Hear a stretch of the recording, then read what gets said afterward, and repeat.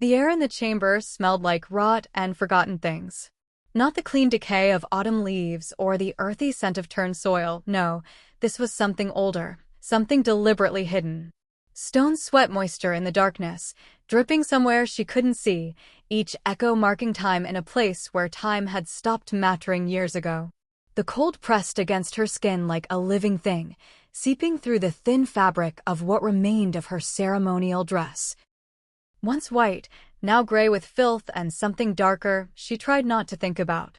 Her name was Kaya, though she sometimes forgot it down here in the suffocating black. She sat with her back against the wall, knees drawn to her chest, arms wrapped around shins that had grown thinner over the years. How many years? 3? 4? Time blurred when you lived in perpetual night, when the only way to mark days was by the single meal shoved through the slot in the iron door.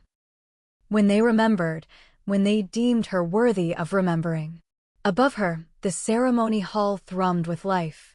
She could feel it through the stone, a vibration that traveled down through layers of rock and earth and ancient foundation to reach this forgotten pit. Music. Laughter. The thunder of dancing feet.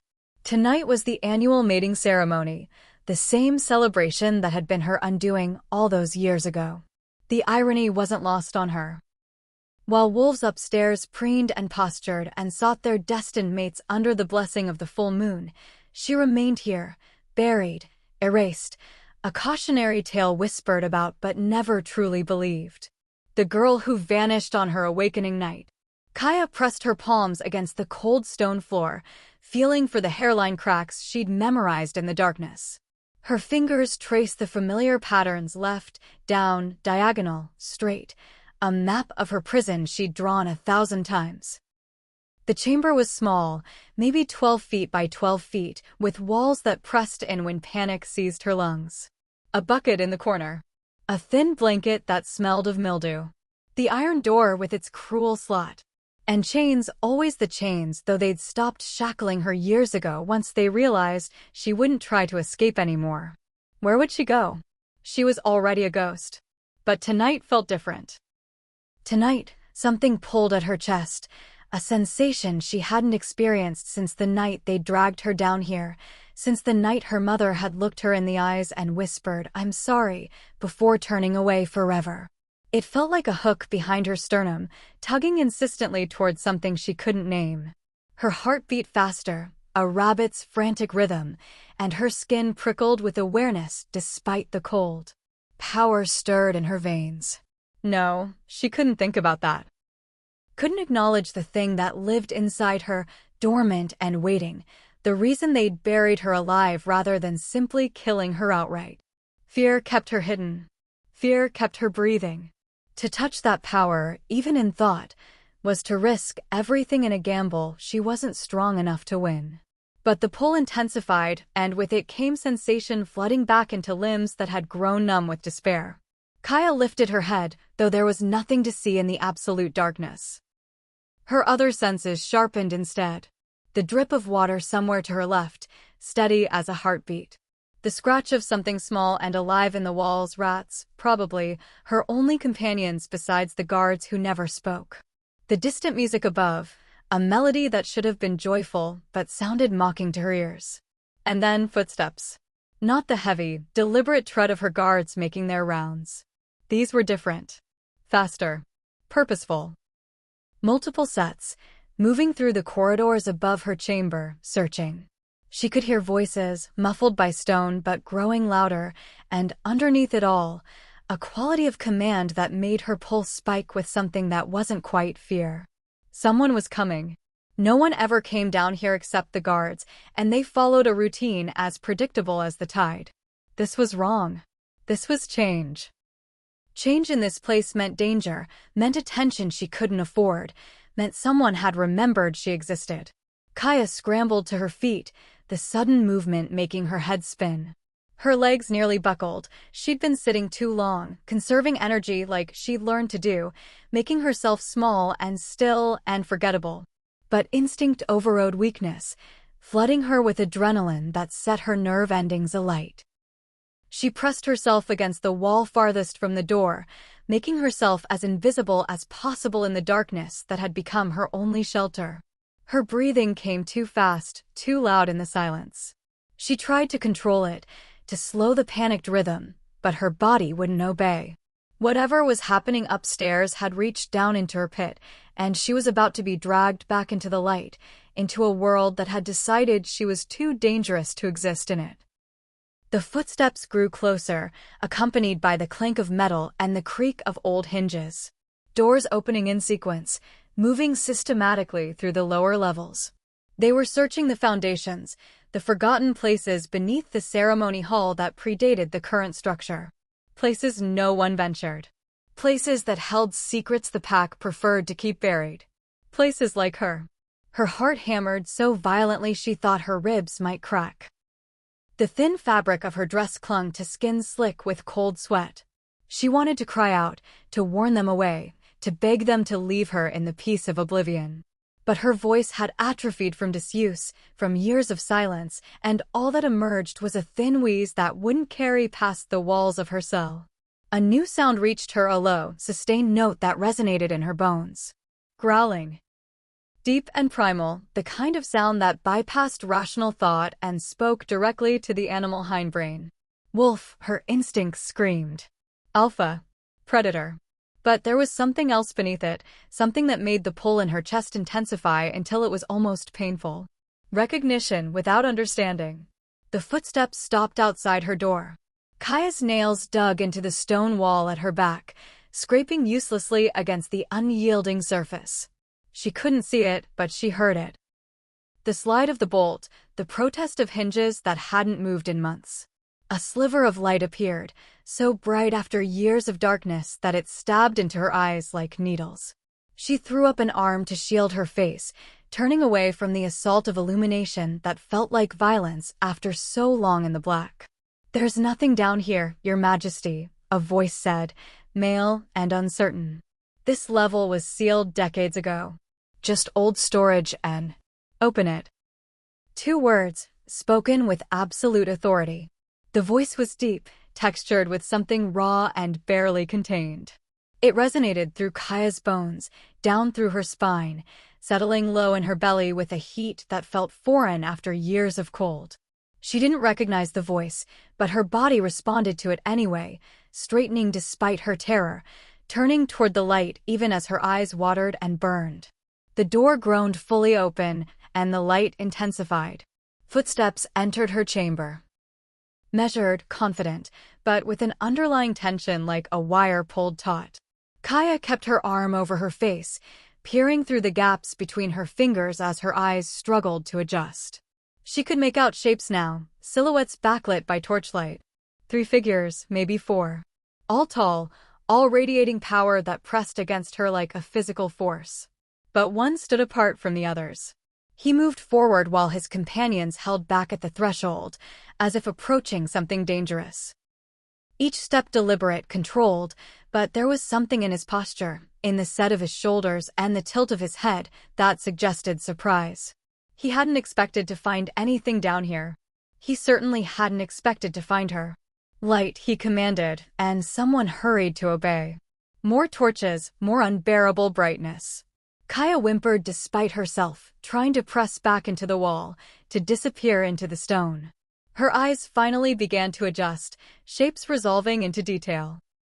She saw boots first, expensive leather, well-made, the kind that cost more than anything she'd ever owned.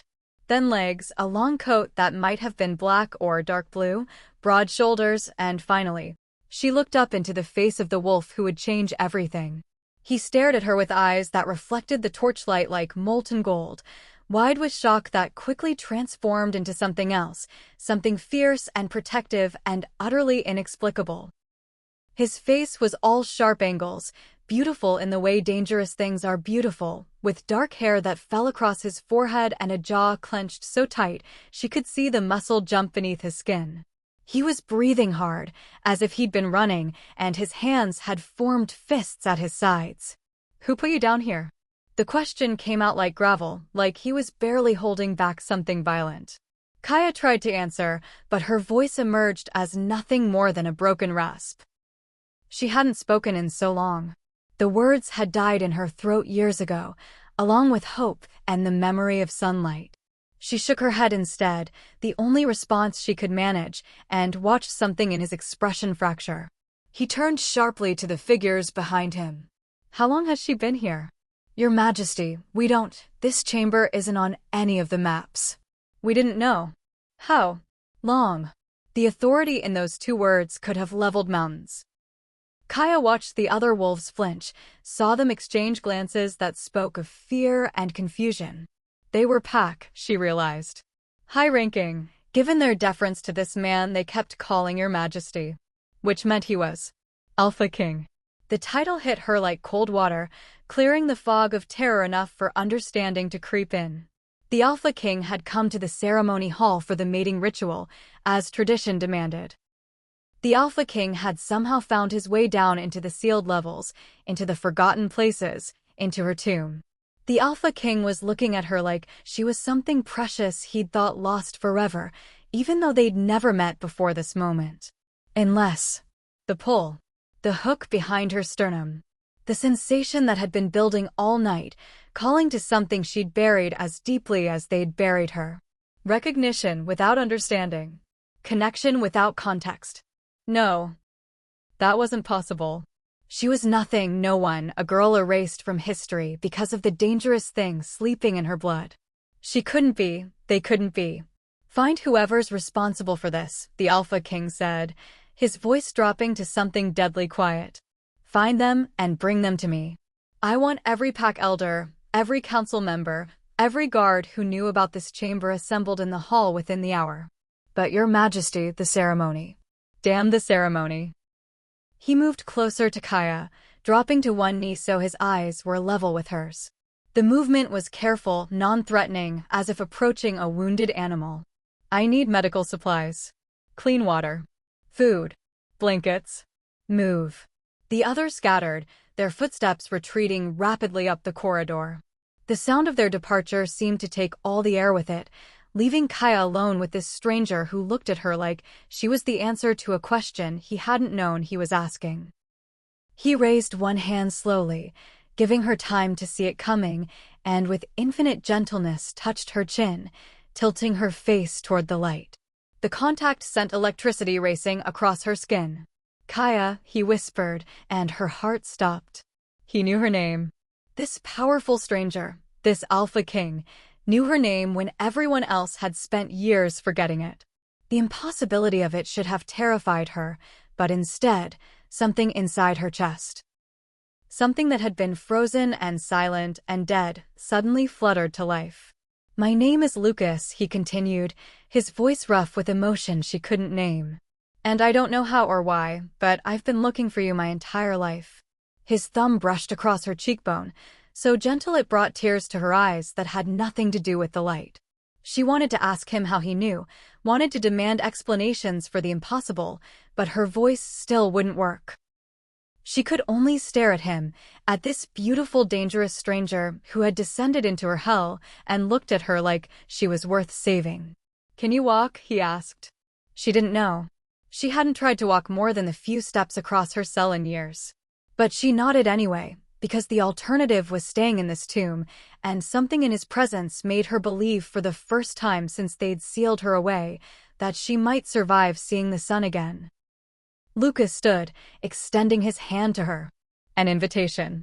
A promise. A choice she thought had been stolen from her forever.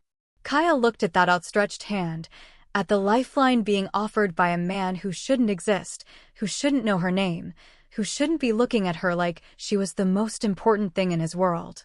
She looked at it and felt the power in her blood stir, responding to something in him, drawn to him in a way that should have been impossible. Everything in her life had been stolen, her ceremony, her awakening, her freedom, her future. Everything except the choice happening right now in this moment. She reached out with a hand that trembled from weakness and fear and desperate hope, and placed it in his. His fingers closed around hers, warm and solid and real, and the pull in her chest suddenly made terrible, beautiful sense. The connection snapped into place like the final piece of a puzzle she hadn't known she was solving, and in that instant, Kaya understood. This wasn't rescue. This was recognition.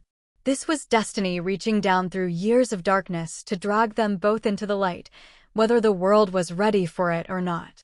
Lucas pulled her gently to her feet, his other hand coming to her waist to steady her when her legs threatened to give out. He was so warm, radiating heat that chased back the cold that had lived in her bones for so long. She wanted to collapse against him, to steal his strength, but pride kept her upright even as her body shook with the effort. "I've got you," he murmured, the words meant only for her. "I've got you, and I'm not letting go." Above them, the music had stopped. The celebration had ground to a halt, replaced by confused voices and running feet. Word was spreading through the pack, chaos rippling outward from the stone thrown into their carefully constructed pond. The Alpha King had found something in the foundations. Someone. The girl from the whispered stories, the one they'd all tried to forget. Kaya took one step forward, then another, her hand locked in Lucas's like an anchor. Each movement was agony, muscles protesting their sudden use, but she forced herself to keep going.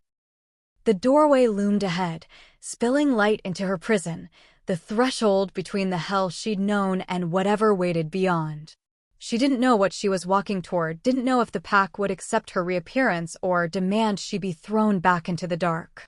Didn't know if the power sleeping in her veins would wake fully and consume everything she touched. Didn't know if Lucas's protection would be enough against the fears that had sealed her away in the first place. But as she crossed that threshold on shaking legs, as she left the chamber that had been her tomb and stepped into the flickering torchlight of the corridor beyond, Kaya felt something she hadn't felt in years. She felt alive. And somewhere deep inside her, in the place where her power waited in coiled silence, something ancient and patient smiled and began to wake. The corridor was a tunnel of stone and shadow, stretching longer than Kaya remembered from the night they'd dragged her down here. Or maybe she'd just forgotten what distance looked like, what it meant to move forward instead of staying curled in one corner waiting for time to pass. Every step sent jolts of pain through her legs, muscles screaming their protest after years of minimal use, but Lucas's grip remained steady at her waist, his other hand still clasping hers like he was afraid she might dissolve if he let go. She wanted to tell him she wouldn't, that she was more solid than she looked despite the way her bones pressed sharp against her skin, but her voice still wouldn't cooperate. The words stayed locked behind her teeth, years of silence too heavy to break with anything less than a scream, and she wasn't ready to scream yet. Wasn't sure she'd ever stop if she started. Slowly, Lucas said, his voice low and meant only for her ears. "There's no rush. We'll take as much time as you need." But there was a tension in his frame that contradicted the gentle words, a coiled readiness that suggested he expected an attack at any moment. His eyes constantly scanned the shadows ahead, tracking every sound that echoed down from the levels above. Protective. Alert. Dangerous in a way that should have terrified her but instead made her feel safer than she had in years. They passed doors she'd never seen open, chambers sealed with rust and time. How deep did these foundations go? How many secrets had been buried down here alongside her? The torchlight threw dancing shadows across walls carved with symbols she couldn't recognize, because her education had been cut short the night of her awakening, the night everything had gone wrong. A sound reached them from up ahead. Multiple footsteps, hurried and heavy, accompanied by the clatter of supplies being transported in haste.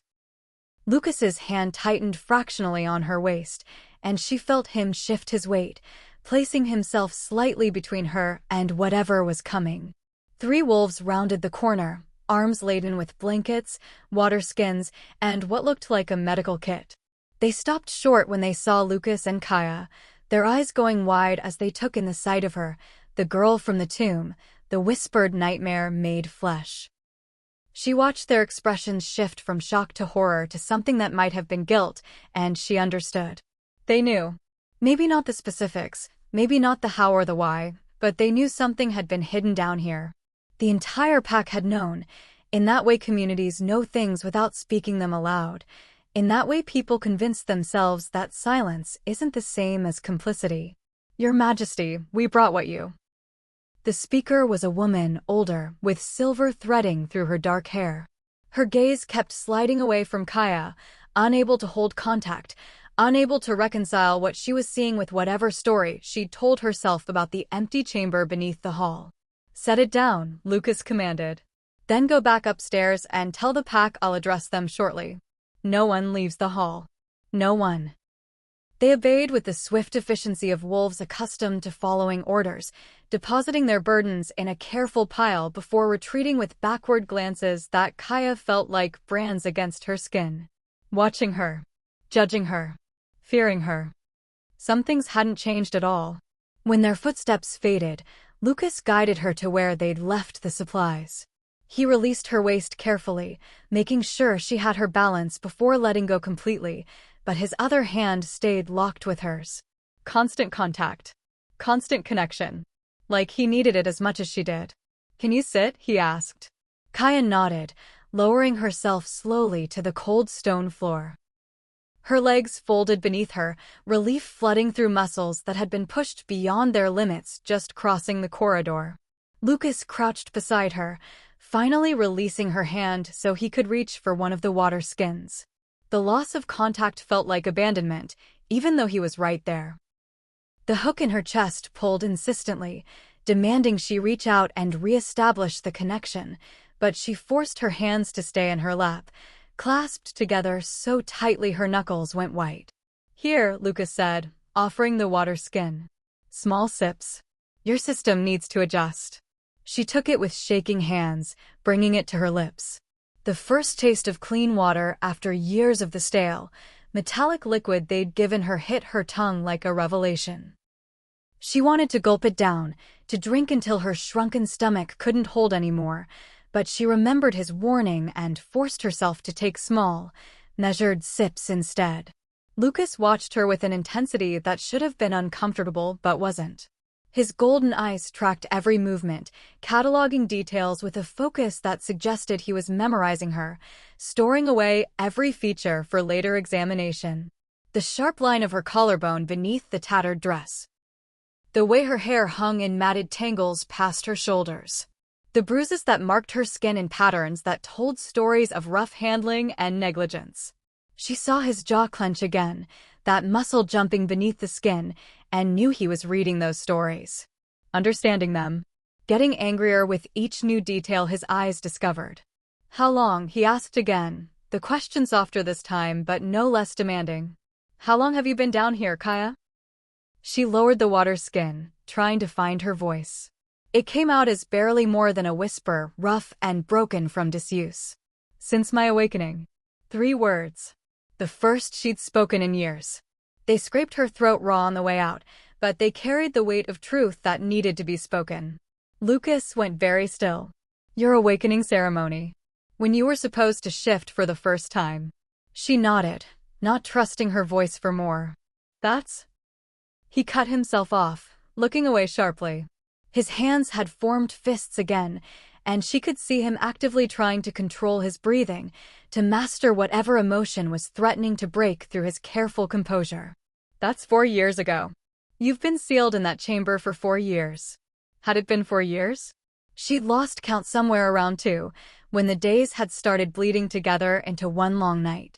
For years of her life, stolen. For years of ceremonies and seasons and sunlight happening above her head while she rotted in the dark. Why? The question burst from Lucas like something he couldn't contain anymore. He turned back to her, and the anguish in his eyes stole what little breath she had left. Why would they do this? What could possibly justify? They were afraid, Kaya whispered, the words coming easier now that she'd broken the seal of silence.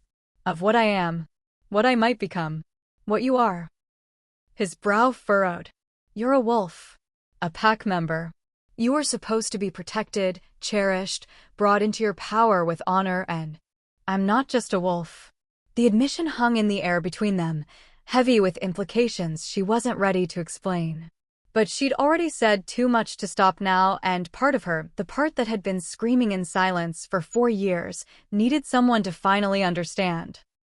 The night of my awakening, she continued, each word deliberate and painful, something went wrong. Or right, depending on who you ask. When the shift came, when I should have just changed into my wolf like everyone else, something else came with it. Something old. Something powerful. Lucas leaned closer, hanging on every word. What happened? Fire, she breathed. Silver fire that poured from my skin like I was burning from the inside out. It didn't hurt me, but everything it touched changed. The grass beneath my feet turned to ash. The air shimmered like heat rising from stone at midday. And the pack, they felt it. Felt the power rolling off me in waves, and they knew I was different. Wrong. Dangerous. She closed her eyes, remembering that night with a clarity that years of darkness hadn't dimmed. The fear on her mother's face.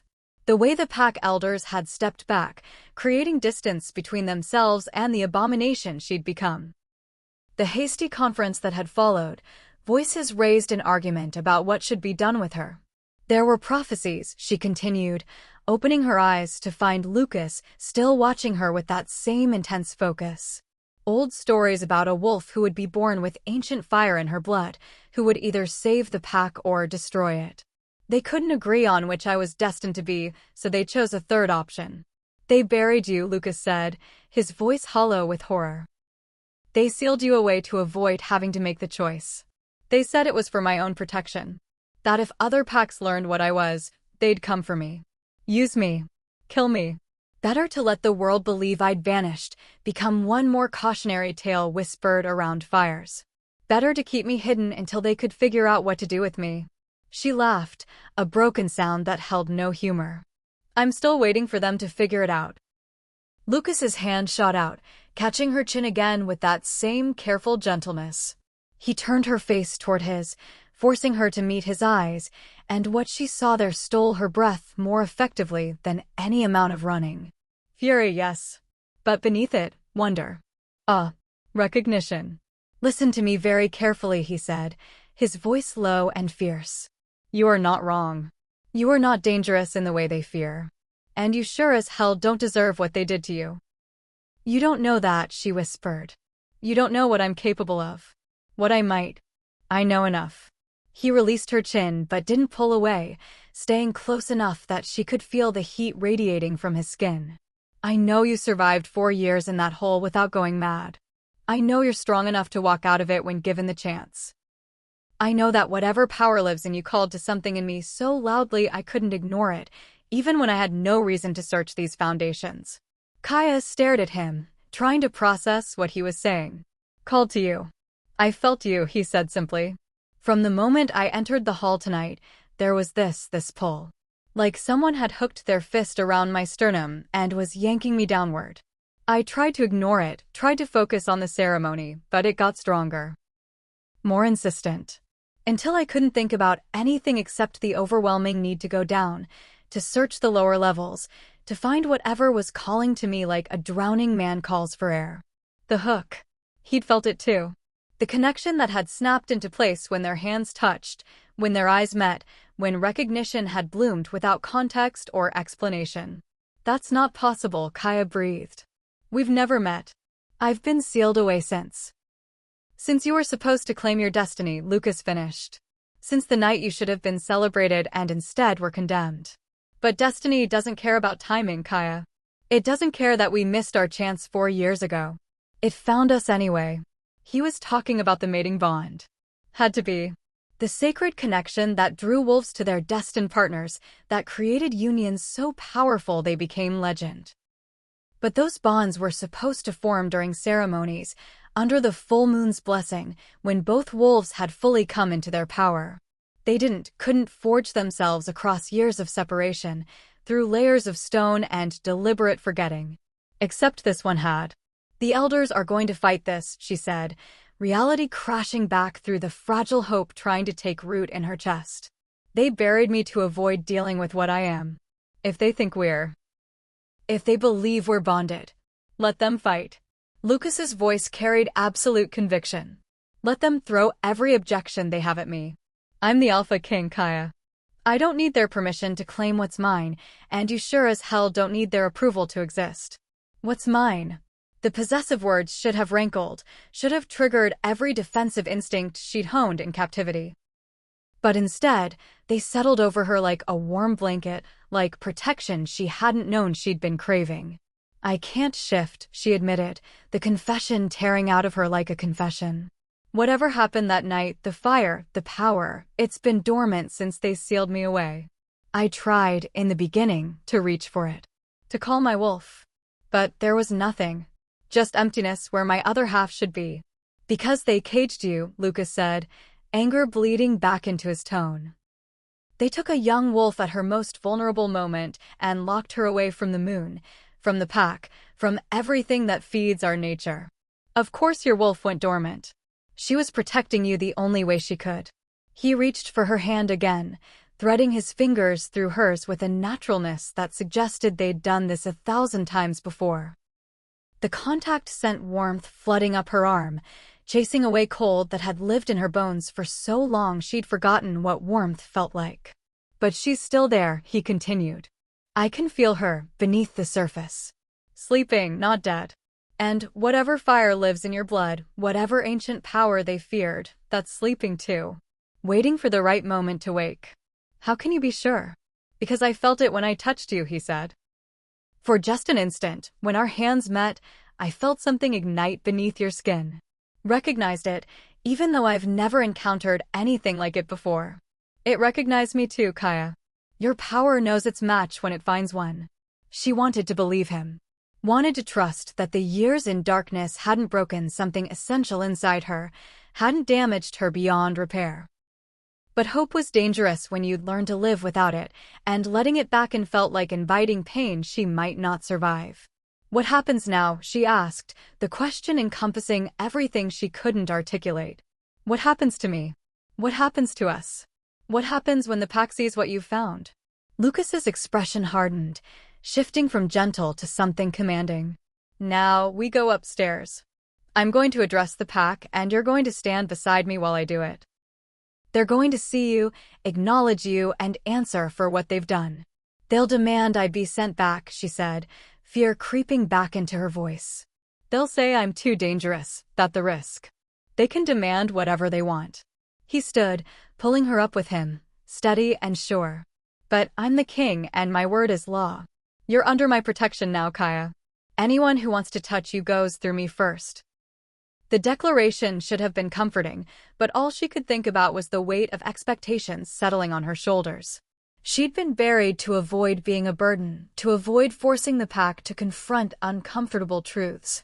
Now she was going to be dragged back into the light, displayed before the same wolves who decided she was too problematic to acknowledge.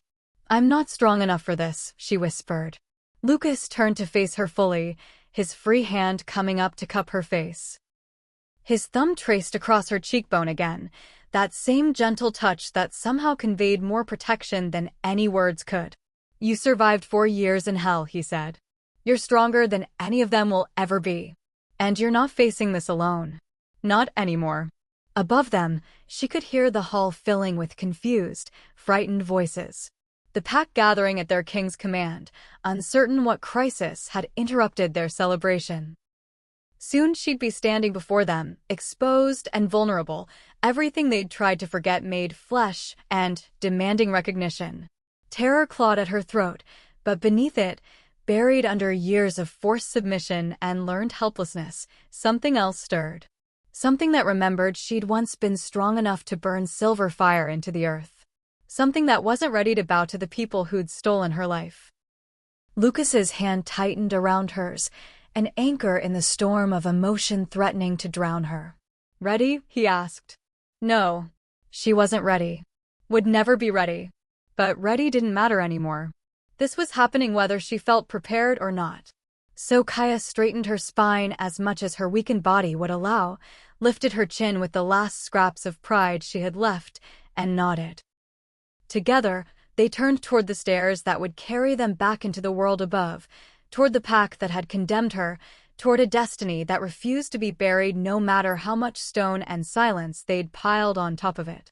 The walk up was longer than the walk down.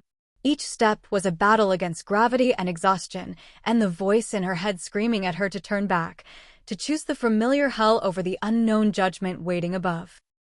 But Lucas was there, matching his pace to hers, lending her his strength when her own faltered. They passed more guards on the stairs, wolves who stared at her with expressions ranging from shock to fear to recognition. How many of them had known she was down there? How many had heard her crying in the early days, before she learned that screaming only echoed in chambers no one wanted to hear? She met their eyes, every single one, and watched them look away first. The sounds of the hall grew louder, hundreds of voices raised in confusion and speculation. The mating ceremony had been shattered, their alpha king vanished into the foundations only to emerge with something impossible. The gossip would be vicious, the speculation wild. By morning, the entire kingdom would know. Let them know, Kaya thought, surprised by her own venom. Let them see what their silence created. Let them face the ghosts they tried to forget. They reached a landing, and Lucas paused, turning to her one more time before they faced the crowd. No matter what they say, he told her, his voice firm with promise, you don't bow. You don't apologize. You don't make yourself smaller to ease their guilt. Understood? She nodded, not trusting her voice. Good. He smiled then, fierce and proud. Let's show them exactly what they tried to bury. The doors to the ceremony hall stood before them, and beyond them, the pack waited. Kaya took a breath, the deepest she'd managed in years, and stepped forward into her resurrection. The doors swung open, and the noise hit her like a physical blow. Hundreds of voices, all talking at once, creating a wall of sound that made Kaya's ears ring after years of near silence. The ceremony hall was massive, far larger than she remembered, though memory was a fragile thing when forged in trauma and sealed in darkness. Vaulted ceilings stretched impossibly high, supported by pillars carved with wolves in various stages of transformation. Chandeliers dripping with crystals caught the candlelight and scattered it across faces turned toward the entrance, toward her, toward the impossible sight of a girl who was supposed to be gone. The conversations died in waves, spreading outward from the doorway like ripples across still water. Silence descended, heavier than any noise, as hundreds of pairs of eyes locked onto Kaya's thin frame beside the Alpha King. She felt their stares like insects crawling across her skin. They knew her. Even after 4 years, even though she'd been barely more than a girl when they'd sealed her away, they knew her.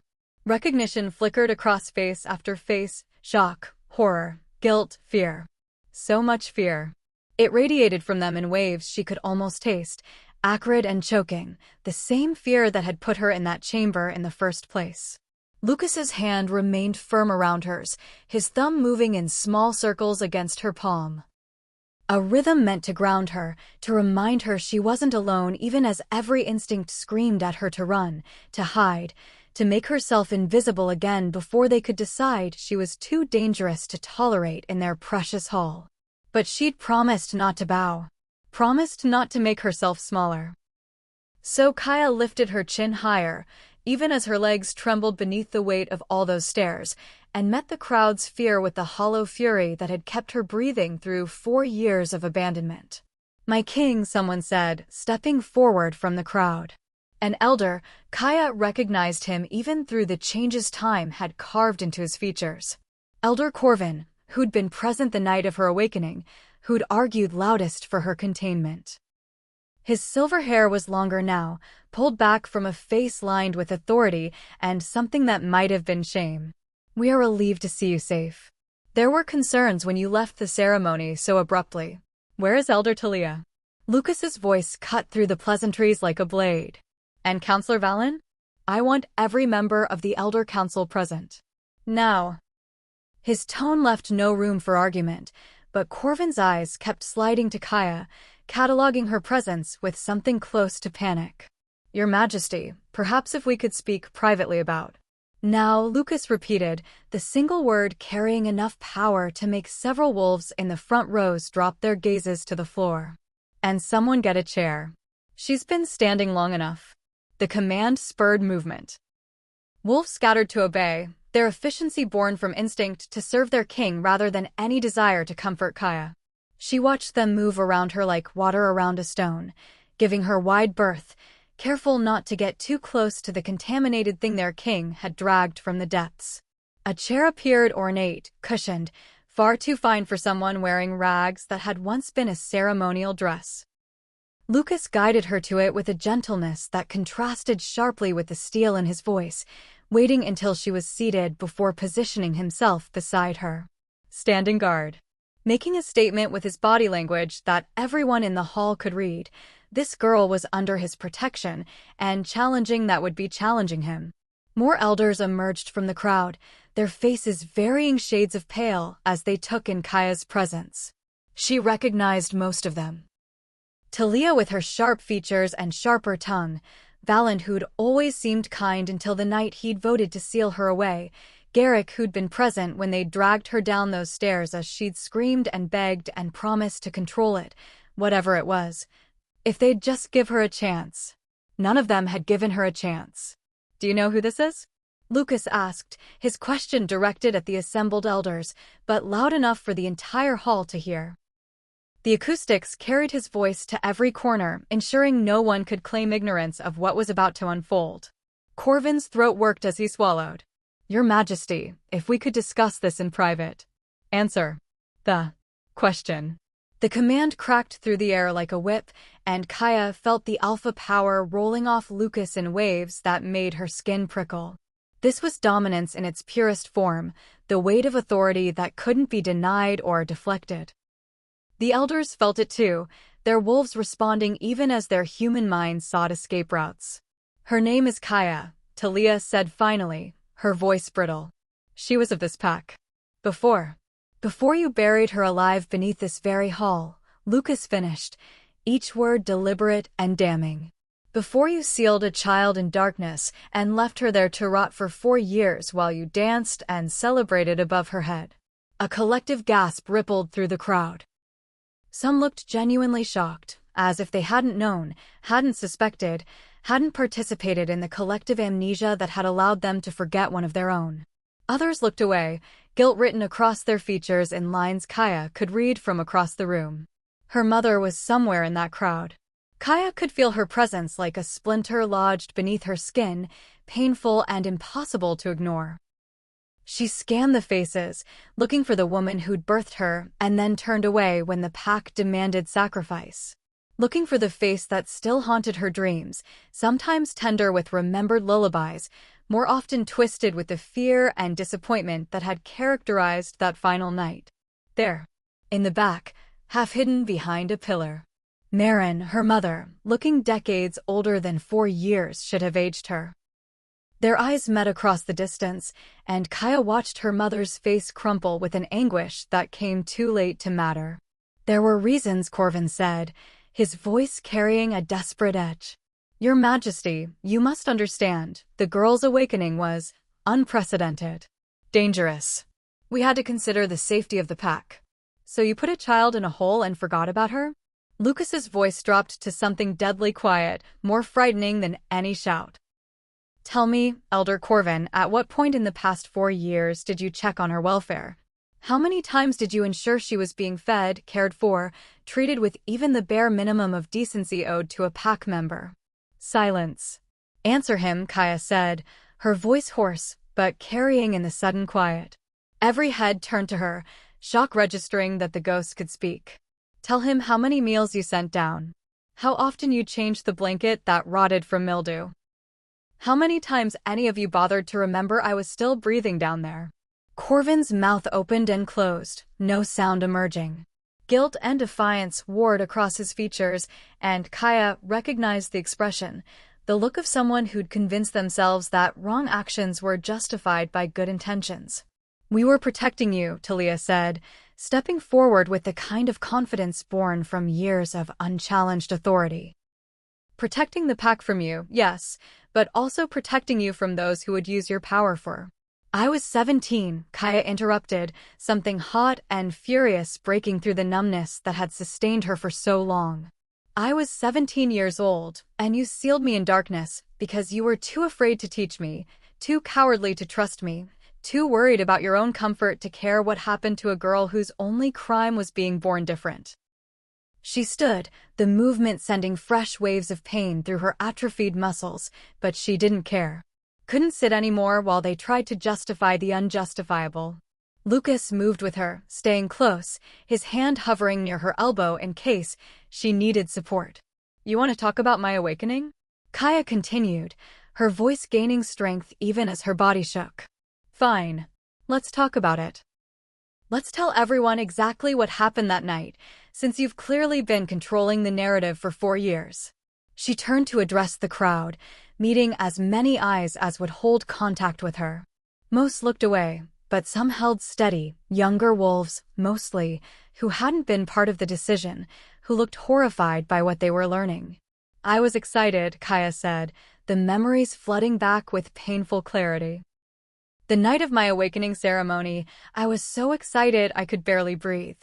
I'd waited my whole life to meet my wolf, to take my place in the pack as a full member. My mother," her voice caught, but she pushed through. "My mother helped me into the ceremonial dress. White, symbolizing the purity of transformation. She braided flowers into my hair and told me I was going to be beautiful when I shifted." Across the hall, Marin made a sound like a wounded animal. Kaya ignored it. The ceremony started at moonrise. I remember standing in the circle with the other awakening wolves, feeling the moon's pull for the first time. It was like lightning in my veins, like every cell in my body was singing the same song. The shift started, that first moment when you feel your wolf rising to meet you, when the change begins and your whole world transforms. She paused, remembering the sensation. The joy. The rightness. The split second before everything went wrong. "But something else came with my wolf," she continued. "Something I didn't understand, hadn't been warned about, couldn't control because no one had prepared me for the possibility that I might be different. Fire, silver and pure, erupting from my skin like I'd swallowed the moon itself. It didn't hurt, didn't burn me, but everything it touched changed. The earth beneath my feet turned to glass. The air shimmered. And everyone felt it. The power rolling off me in waves that made even the strongest wolves step back." The hall was utterly silent now, everyone transfixed by her words, by the story they'd never heard from her perspective. "I was terrified," Kaya admitted, her voice breaking. "I didn't know what was happening, didn't understand why my awakening was different from everyone else's. I looked to my mother for help, for reassurance, for anything that would make sense of what I was feeling. And do you know what I saw?" She finally looked directly at Marin, who was crying openly now, making no effort to hide her tears. "Fear," Kaya said flatly. "Absolute terror. My own mother looked at me like I was a monster, and before I could even speak, before I could ask what was wrong or beg for help, the elders were there, surrounding me, debating my fate like I wasn't even present. There were prophecies," Valen said, his voice heavy with regret. "Ancient texts that spoke of a wolf born with silver fire in her blood, who would either unite the packs or destroy them all. We couldn't." "Couldn't what?"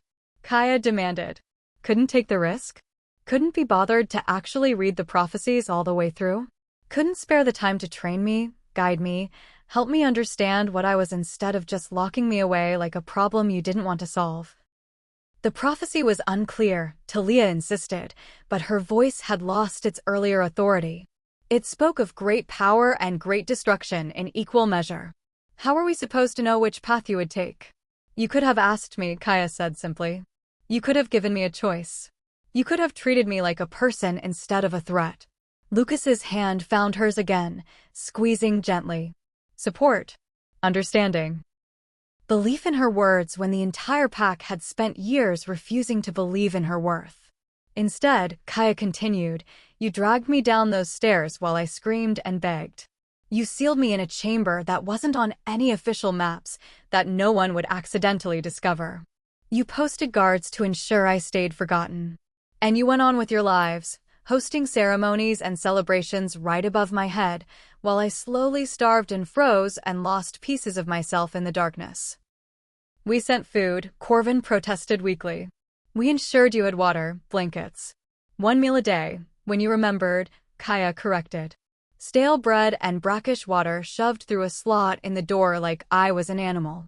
A single threadbare blanket that did nothing against the cold. And not one visit, not one conversation, not one moment where any of you bothered to check if I was okay or if I'd gone mad from isolation. Because you didn't want to know. It was easier to forget I existed than to confront what you'd done. The accusations hung in the air, unanswerable because they were true. The elders stood before her, their power and authority suddenly meaningless in the face of their exposed cruelty. Around the hall, pack members shifted uncomfortably, some openly crying, others staring at the elders with new understanding of what leadership had done in their names. The prophecy spoke of choice, Lucas said, his voice cutting through the tension. I've read the texts, the ancient writings about wolves born with elemental power. They all emphasize the same thing: the path isn't predetermined. The wolf herself chooses whether her power serves creation or destruction, unity or chaos. By sealing Kaya away, by refusing to give her that choice, you tried to circumvent destiny itself. We were trying to protect the pack, Talia repeated, but the words rang hollow now. You were protecting yourselves, Kaya said, and the truth of it settled over the hall like ash. From responsibility. From the difficult work of guidance.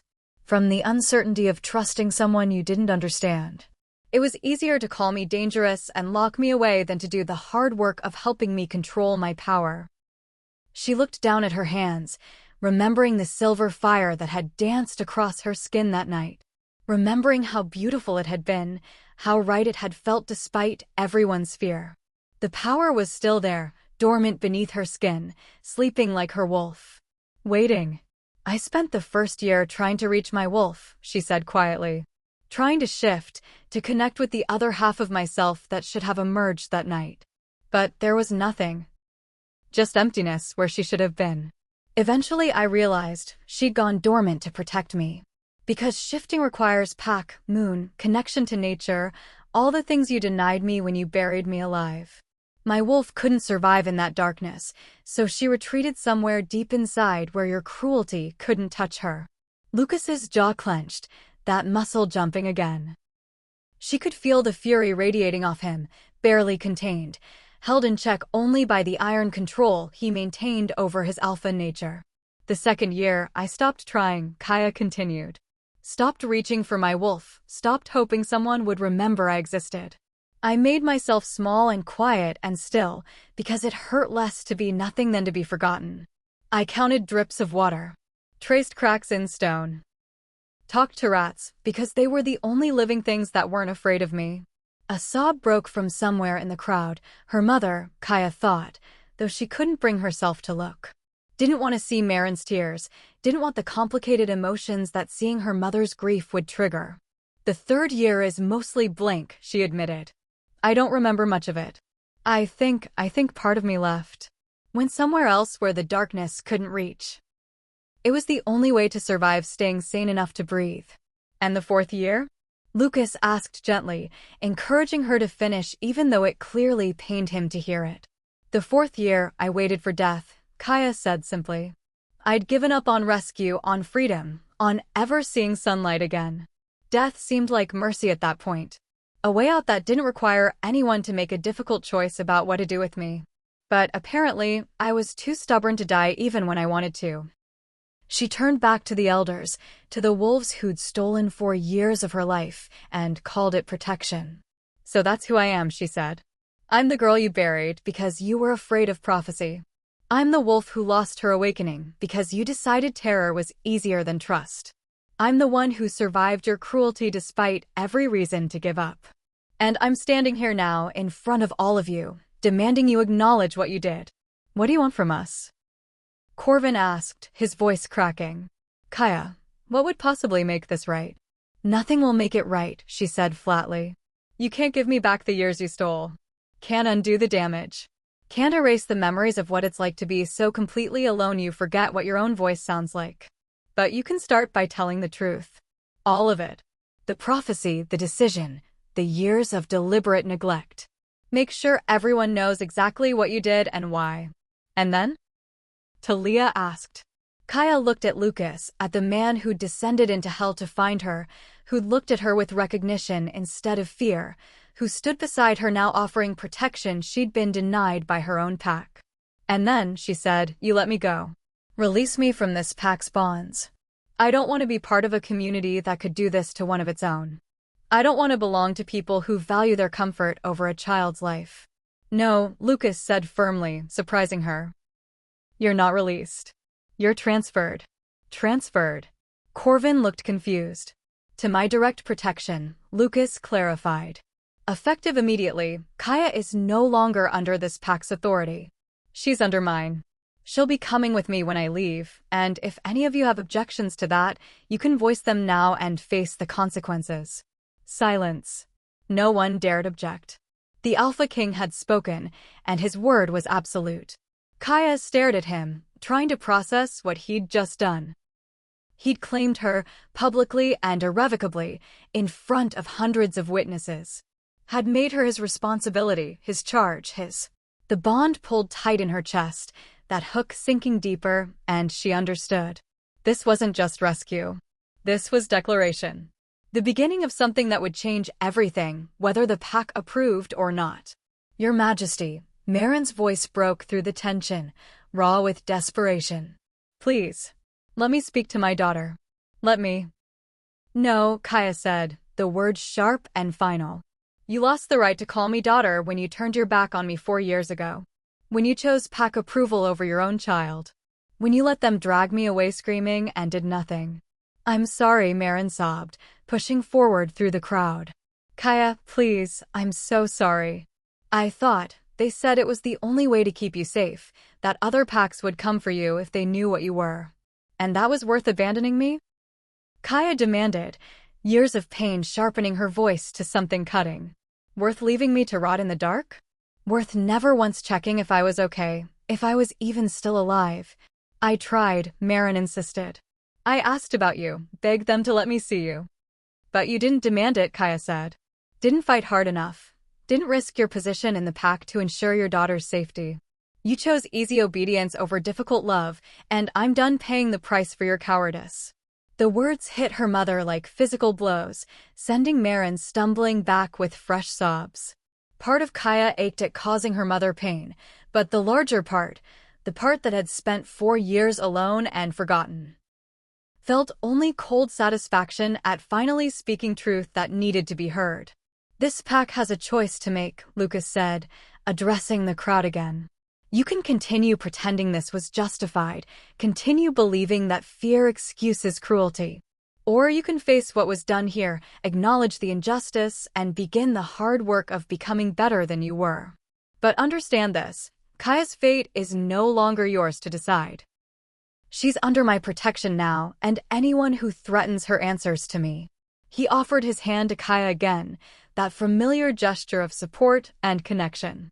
She took it gratefully, her strength finally beginning to fail as the weight of confrontation caught up with her exhausted body. "We're leaving," Lucas announced. "Kaya needs medical attention, rest, and care that she should have received years ago. When she's ready, if she's ever ready, perhaps she'll return to hear your apologies. But that's her choice to make, not yours." He began to guide her toward the door, toward escape from this hall full of ghosts and guilt. But Kaya paused, turning back one final time to look at the pack that had broken her. "I forgive you," she said quietly, the words surprising even herself. "Not because you deserve it.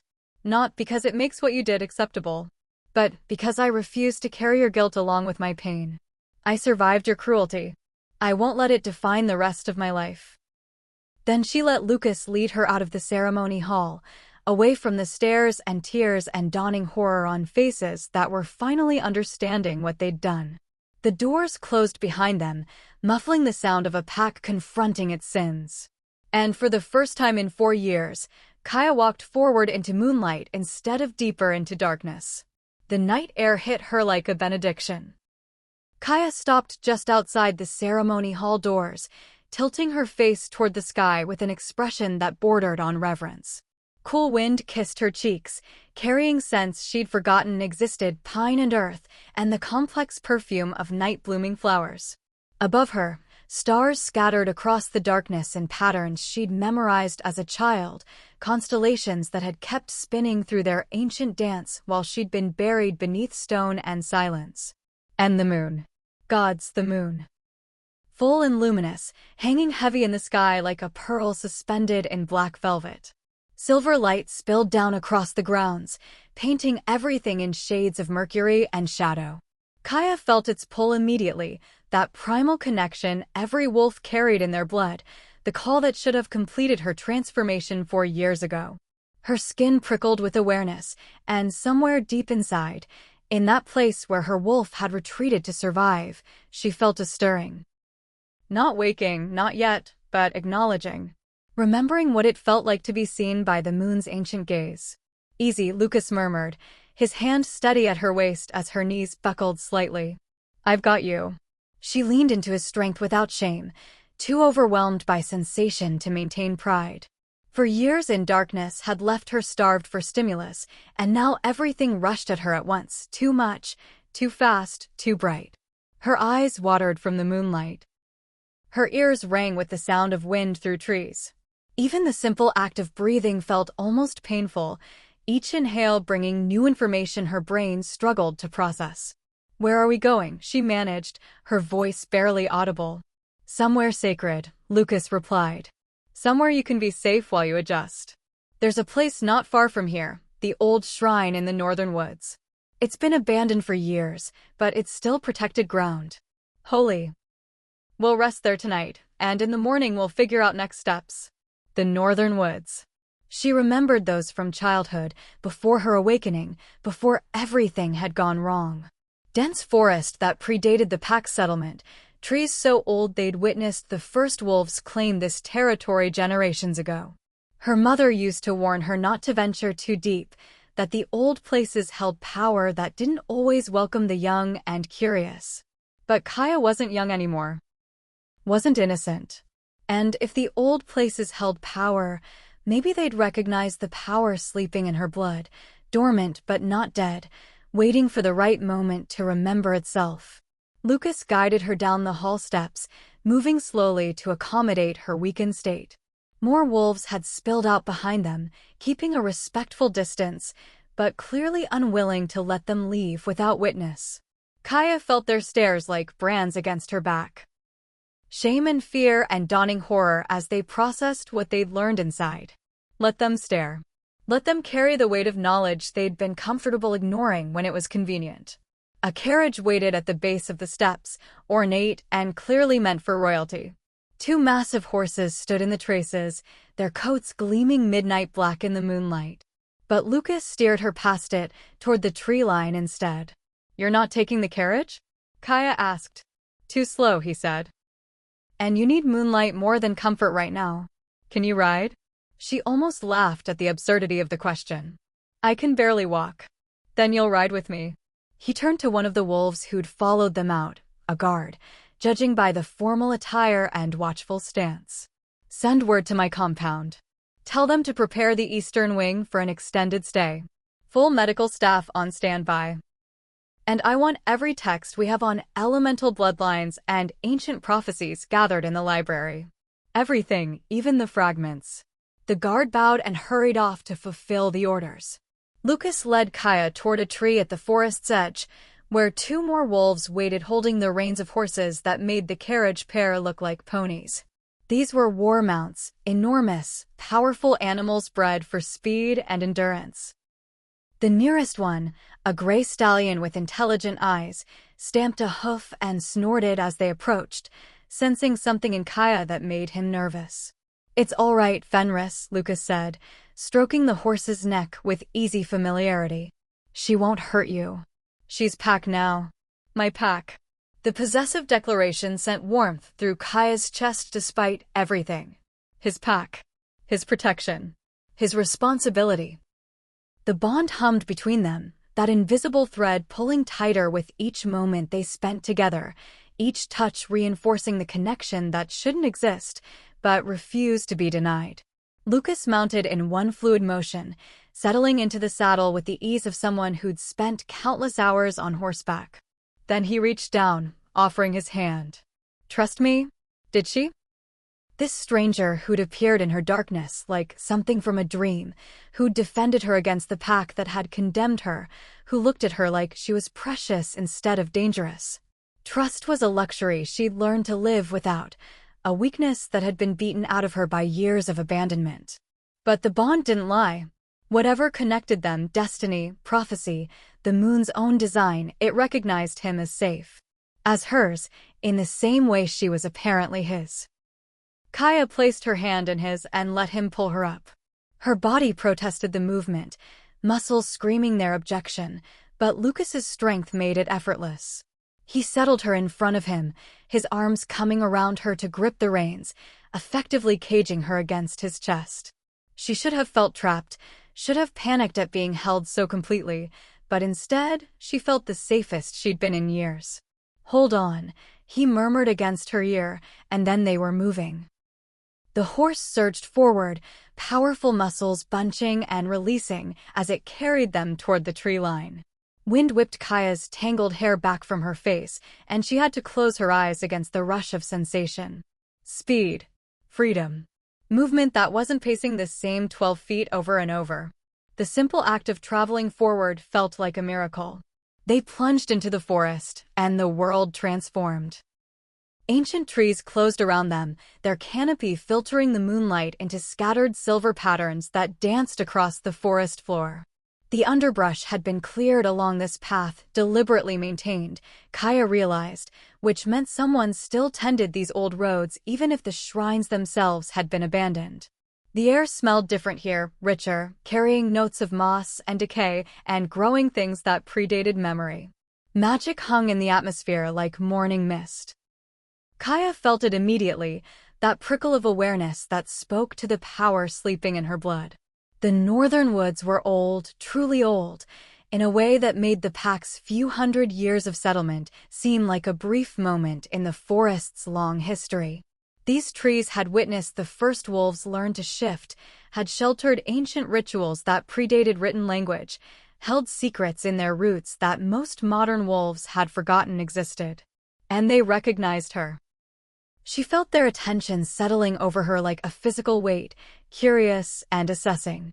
Not hostile, but not entirely welcoming either. The old places didn't automatically embrace the new, especially when the new carried power that had been dormant long enough to raise questions about its nature and intent. "Do you feel it?" Lucas asked, his voice low and reverent. "The magic. It feels like being watched," Kaya said. "Like the forest is deciding whether to accept us or reject us." Probably because that's exactly what it's doing. The northern woods are protected by more than just distance and trees. There are wards here, old ones, woven by wolves who understood magic in ways we've largely forgotten. They respond to intent and bloodline, letting through those who mean no harm while turning away those who would defile sacred ground. And if they decide we don't belong?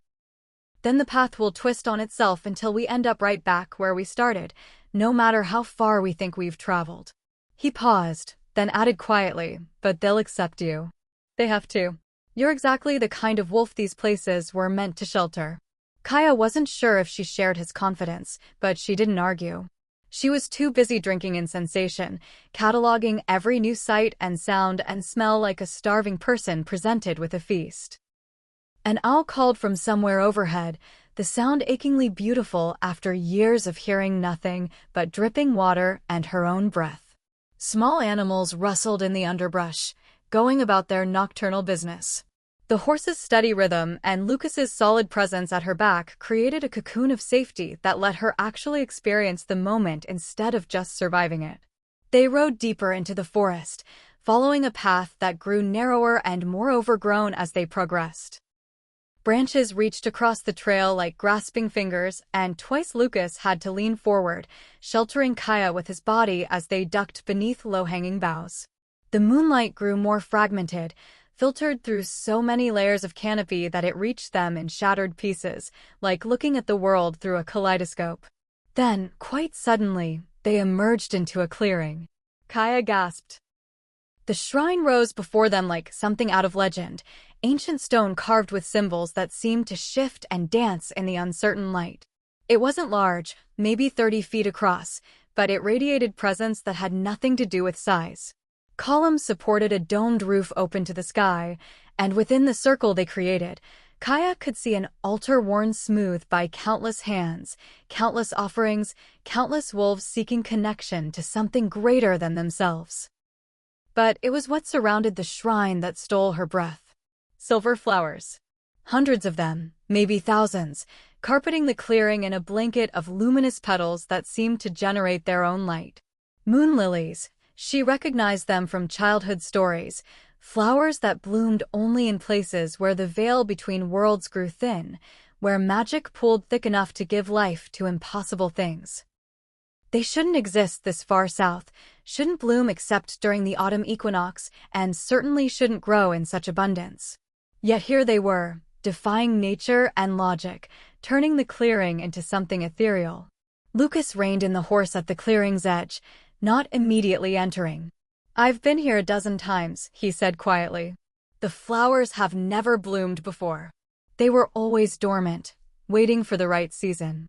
But tonight they woke up," Kaya finished, understanding what he was too cautious to say outright. They'd woken for her. Responded to her presence the way her power had responded to Lucas's, recognizing something that called to them across the distances of sleep and silence. The flowers knew what she was, even if she'd forgotten herself. Lucas dismounted first, then reached up to help her down. Kaya's legs nearly gave out when her feet touched the ground, but he kept his hands at her waist, steadying her until she found her balance. Then, with his hand at the small of her back, he guided her forward into the clearing. The moment she crossed the threshold, everything changed. Power surged through her like lightning, sudden and overwhelming. The silver fire that had been dormant for 4 years suddenly flared to life, not burning her skin but racing through her veins like liquid light. Kaya cried out, more from surprise than pain, and would have fallen if Lucas hadn't caught her. "I've got you," he said urgently. "Kaya, look at me. Stay with me." She tried to focus on his face, but her vision was fracturing, showing her multiple realities layered over each other. She saw the clearing as it was now ancient and overgrown and beautiful. But she also saw it as it had been. Newly built, gleaming with fresh carving, surrounded by wolves in ceremonial garb who bore the marks of old magic on their skin. And she saw it as it would be reclaimed by forest, worn to nothing, reduced to foundation stones that future wolves would puzzle over without understanding their significance. Past, present, and future, all existing simultaneously in her awareness.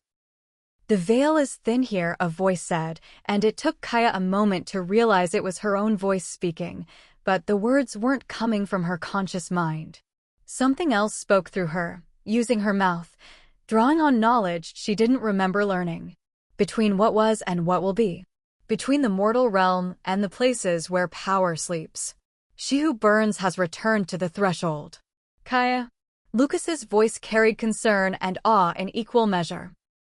The visions began to coalesce, focusing down from chaos into something comprehensible. Kaya found herself standing at the altar, though she had no memory of walking there. The stone surface glowed beneath her palms, responding to her touch by illuminating symbols carved deep into its surface. She recognized some of them from her truncated education, marks for moon and fire, for transformation and destiny. Others were completely foreign, languages that predated writing, meanings encoded in shape and pattern rather than alphabet. And there, carved in a spiral that drew the eye toward the altar's center, words in the old tongue that she somehow understood despite never having learned them. "She who carries silver flame shall stand at the crossroads of fate. In her hands, the threads of destruction and creation. In her heart, the choice that shapes generations. She will be feared and she will be loved, and in the space between those truths, she will forge a new path or walk the old one to its bitter end." Asterisk. The prophecy. The words that had condemned her to darkness, that had made the pack too afraid to let her grow into her power naturally. But reading them now, Kaya saw what the elders had missed, blinded by their fear and desperation for certainty. The prophecy didn't predict disaster. It predicted choice. "Do you see it?" Kaya asked, turning to Lucas. Her voice was her own again, the strange presence that had spoken through her retreating back into whatever corner of her consciousness it inhabited. The prophecy doesn't say I'll destroy or save. It says I'll choose. That's what terrified them, not what I would definitely become, but the fact that they couldn't control which path I'd take. Lucas moved to stand beside her, his eyes scanning the illuminated text. By sealing you away, they tried to prevent you from making any choice at all. Thought if they kept you in stasis, the prophecy couldn't fulfill itself. But prophecies don't work that way, Kaya said, understanding blooming like those impossible flowers. They're not instructions. They're observations about convergence points, moments when power and person and circumstance align to create potential for significant change. You can delay them, but you can't prevent them. Eventually, the convergence happens whether you're ready or not.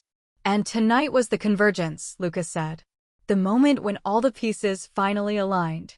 Your power waking. The bond forming between us. The pack's sins being exposed. All of it building toward this moment, in this place, where the veil is thin enough for you to finally understand what you are. What am I? Kaya asked, the question emerging as barely a whisper. The altar's glow intensified in response, and new symbols illuminated across its surface. These showed wolves in various stages of transformation, but among them, one figure stood apart, a wolf wreathed in silver flame, standing at a crossroads with paths branching out in multiple directions. Above the figure, the moon full and bright. Below, roots diving deep into earth that glowed with inner fire. You're a Flay Warden, Lucas breathed, recognition flooding his features. Gods, I should have realized. The bloodline was supposed to be extinct, died out centuries ago when the last warden sacrificed herself to seal a rift between worlds. But bloodlines don't truly disappear, they go dormant, waiting for the right combination of heritage and circumstance to wake them again. Flay Warden, Kaya repeated, testing the word. It felt right in a way nothing else had, like finding a piece of herself she'd lost. Ancient guardians, Lucas explained, his voice carrying reverence. Wolves blessed or cursed, depending on perspective, with the ability to channel elemental fire. They were protectors, warriors, healers, and destroyers in equal measure. The flame they carried could burn away corruption, seal wounds that shouldn't heal, create barriers that nothing could cross, or reduce armies to ash. They stood at the boundaries between worlds, keeping things that shouldn't cross from entering our reality. And they feared me because I could potentially become that? Kaya asked. Capable of that kind of power? They feared you because power like that doesn't ask permission, Lucas said. It simply is. And people are always afraid of forces they can't control, especially when those forces reside in someone they're supposed to be teaching and guiding. It's easier to lock away the thing you fear than to do the hard work of helping it learn control. Kaya looked down at her hands, seeing them as if for the first time. Thin from years of deprivation, scarred from scrabbling against stone, shaking with exhaustion and awakening power in equal measure. These hands had touched nothing but darkness for 4 years. But once, they'd channeled silver fire bright enough to turn earth to glass. Could they do it again? How do I access it? She asked. The power. If it's still in me, if it's just been dormant, how do I wake it deliberately instead of waiting for it to surge out of control? Carefully, Lucas said. And with guidance. Flay Warden training was supposed to take years, with experienced mentors helping young wolves learn to channel without burning themselves out, literally and figuratively. You should have had that, should have been celebrated and nurtured and taught. Instead I got darkness and fear, Kaya finished. But I can't change that. Can only move forward from where I am. She turned back to the altar, placing both palms flat against the warm stone. The symbols continued their gentle pulsing, responding to her touch with that same sense of recognition the flowers had shown. The shrine knew what she was. Accepted it. Even welcomed it in its patient ancient way. Show me, she whispered to the altar, to the clearing, to whatever presence inhabited this sacred space. If I'm meant to be a Flay Warden, if that's my destiny, show me what I'm capable of. For a long moment, nothing happened. Then, Heat blossomed in her chest, spreading outward through her limbs like sunrise creeping across a landscape. It didn't burn, just warmed, chasing away the cold that had lived in her bones since the day they'd sealed her underground. Kaya gasped at the sensation, at the simple pleasure of feeling genuinely warm for the first time in years. The heat continued building, concentrating in her palms where they pressed against the altar. She looked down and watched, mesmerized, as silver light began seeping from her skin. Not flames yet, just luminescence, like moonlight made tangible. It spread across the altar's surface, following the carved channels, illuminating the symbols one by one until the entire stone surface glowed bright enough to cast shadows. Beautiful, Lucas breathed. Kaya, you're beautiful.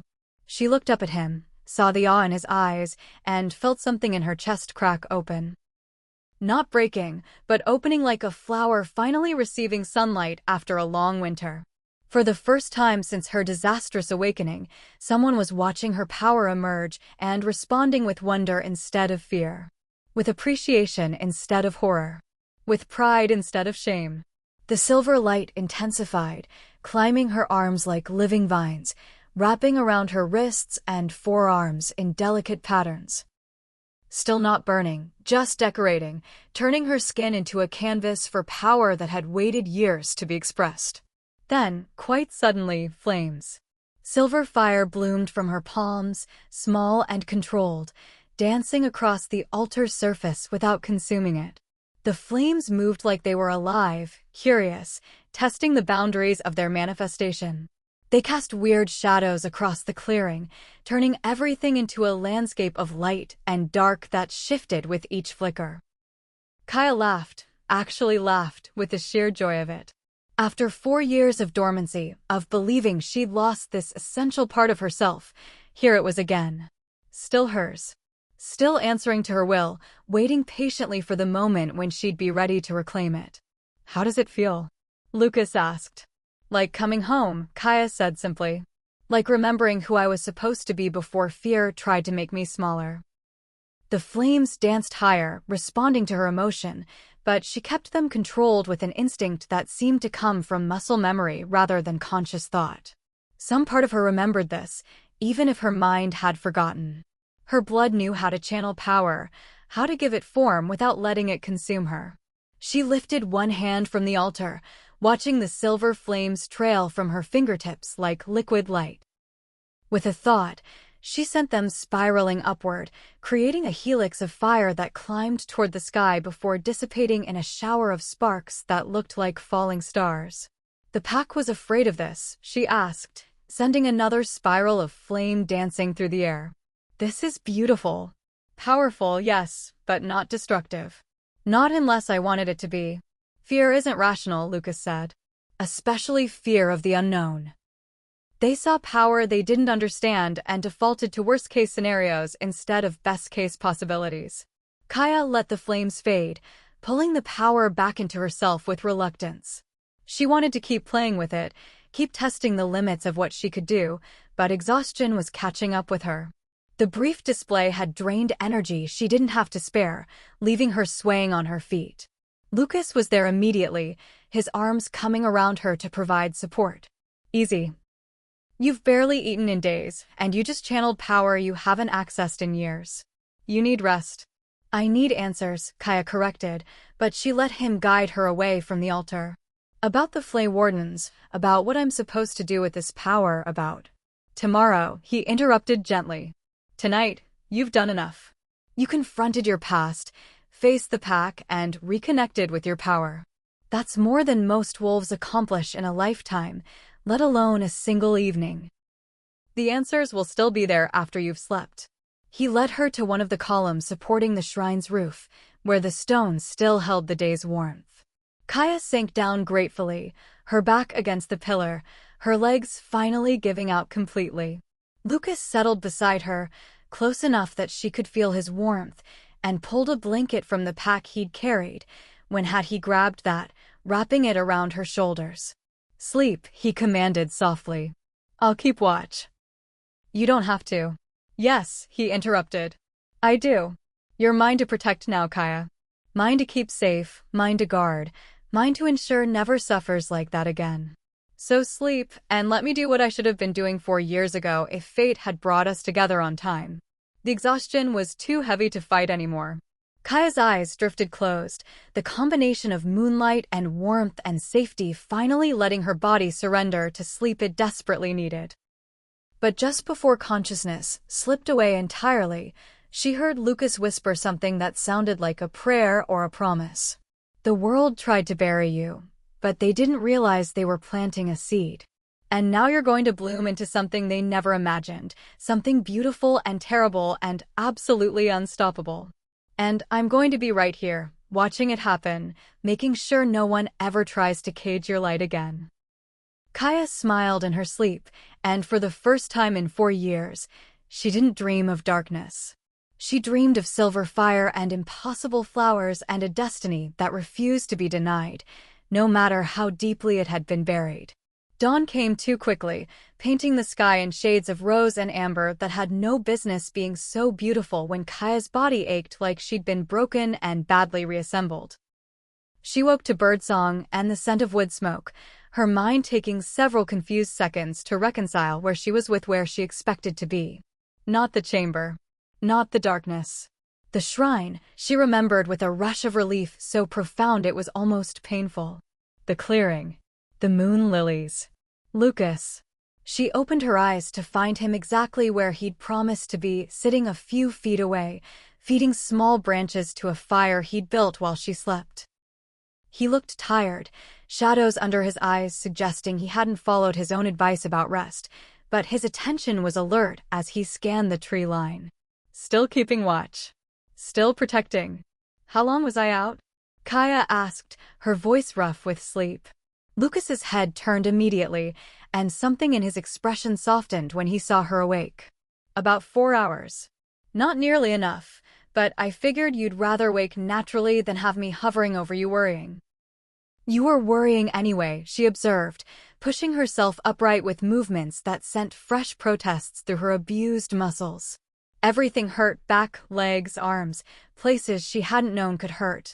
The brief burst of power last night had taken a toll her malnourished body wasn't prepared to pay.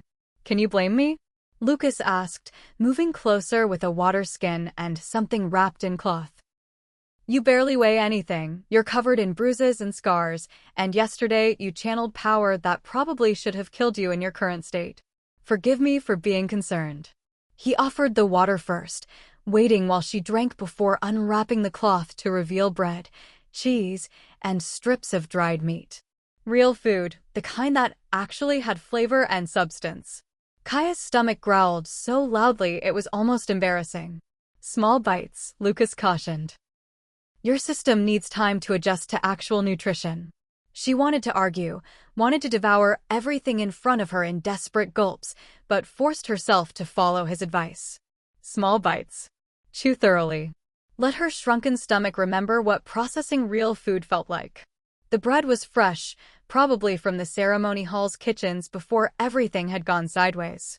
The cheese was sharp and creamy, exploding across her taste buds with complexity she'd forgotten food could have. And the meat, gods, the meat practically melted on her tongue, rich and satisfying in ways the stale rations they'd given her could never approach.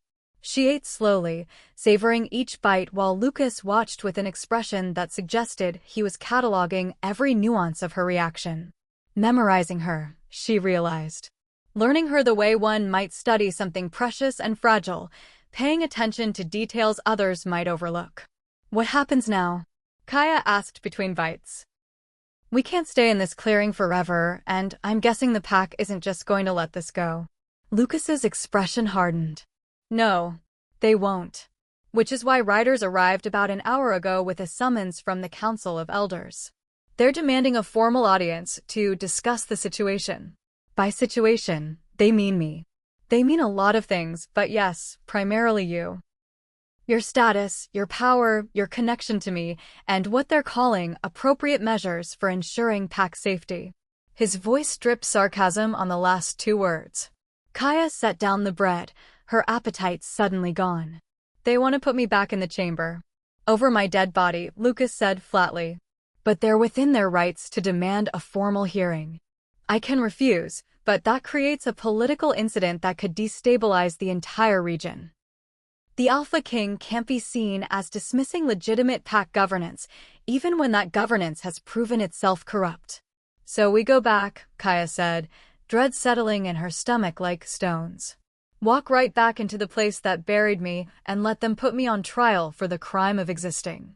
We attend the hearing, Lucas corrected. There's a difference. A trial assumes guilt waiting to be proven. This is, technically, a council session to address an unusual situation. And you won't be on trial, Kaya. They will be. She looked at him sharply. What do you mean? I mean, I spent the hour before you woke drafting formal charges against every elder who knew about your imprisonment and did nothing. Negligence. Abuse of authority. Violation of pack law regarding treatment of awakening wolves. Conspiracy to conceal criminal activity. The list is extensive. His smile was cold and predatory. If they want a hearing, we'll give them one. But it won't go the way they're expecting. Hope flickered in Kaya's chest, fragile and uncertain. You think that'll work? They're the council. They make the laws. They enforce the laws, Lucas corrected.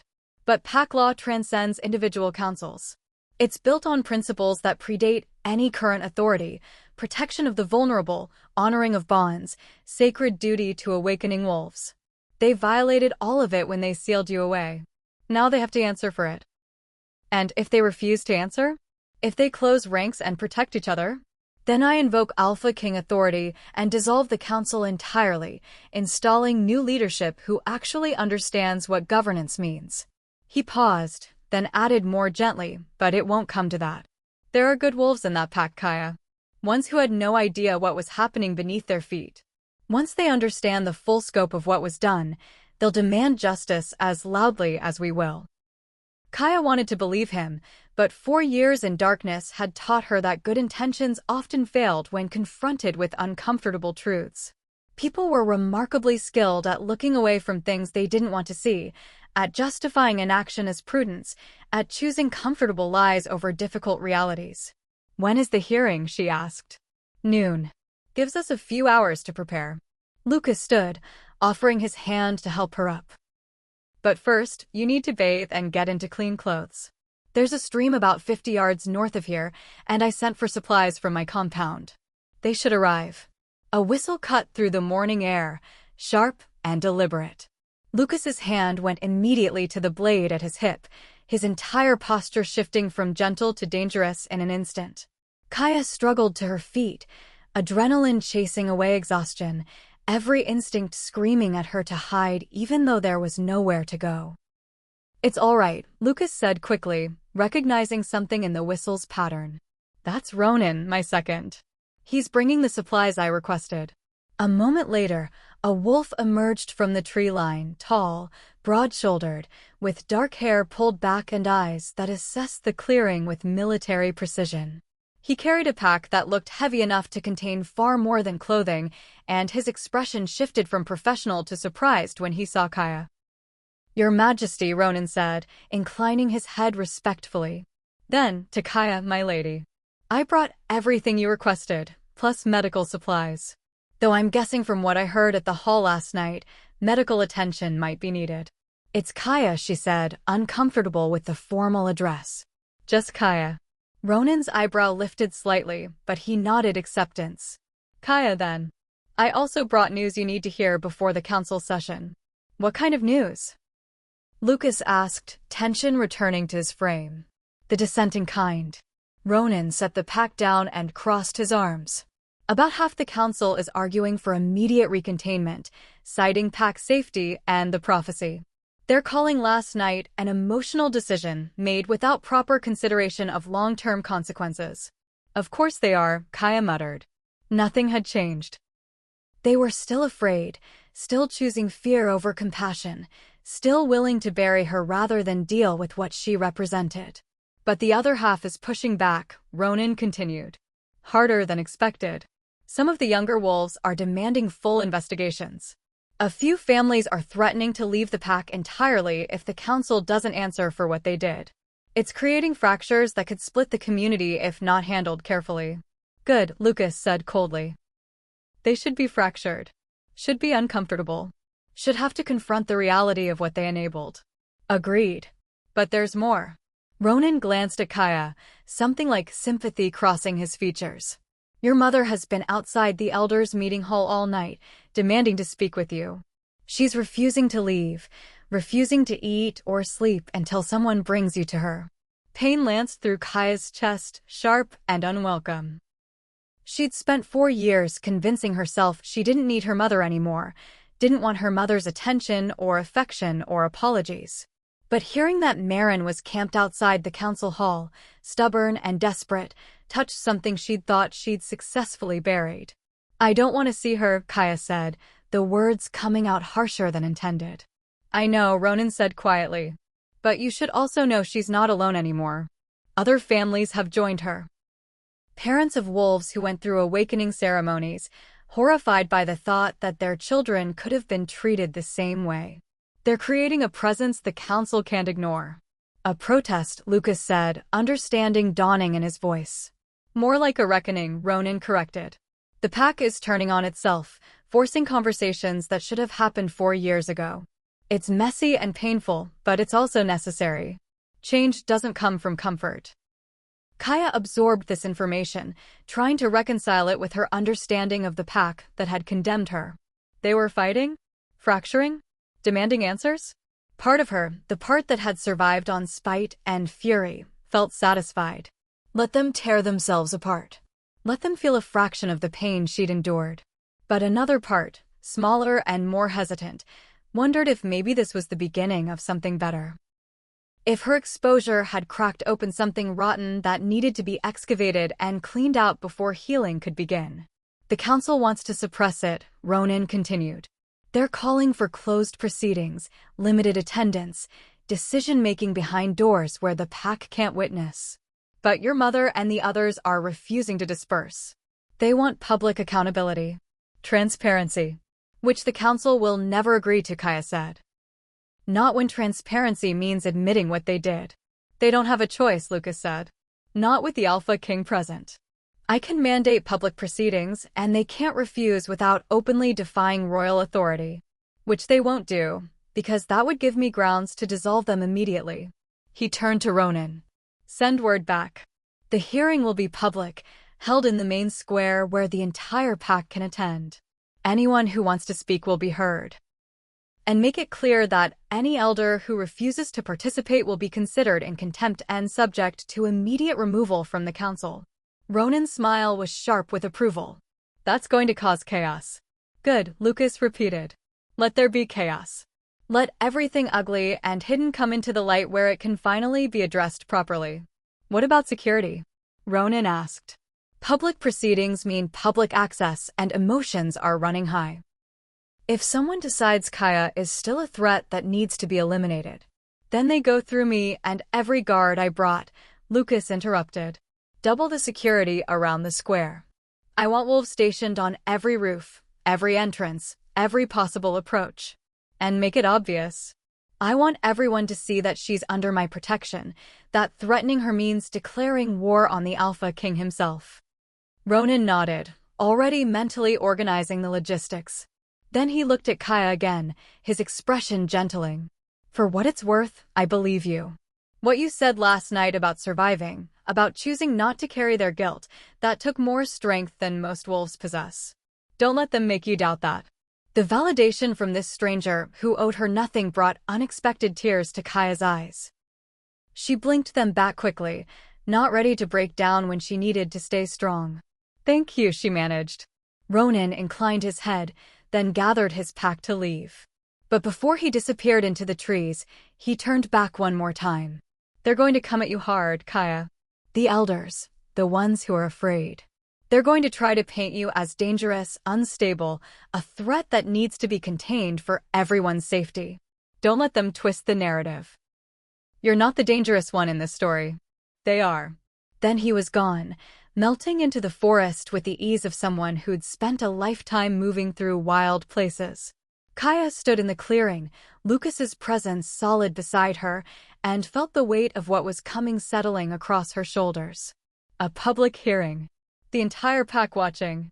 Her abusers forced to answer for their crimes in front of the community they'd misled.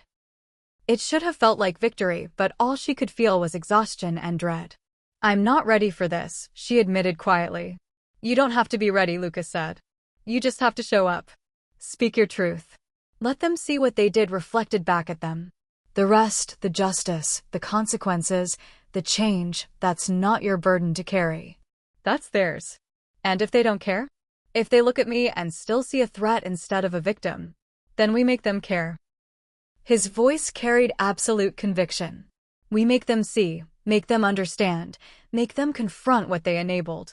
And if they still choose fear after that, if they still insist you're too dangerous to exist freely, then we leave.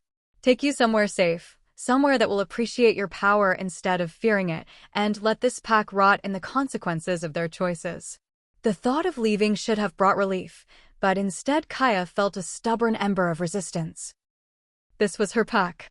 Her home, or it had been once, before they'd stolen that from her. Part of her wanted to make them face what they'd done, wanted to force them to see her humanity, wanted justice that felt like actual justice instead of just running away.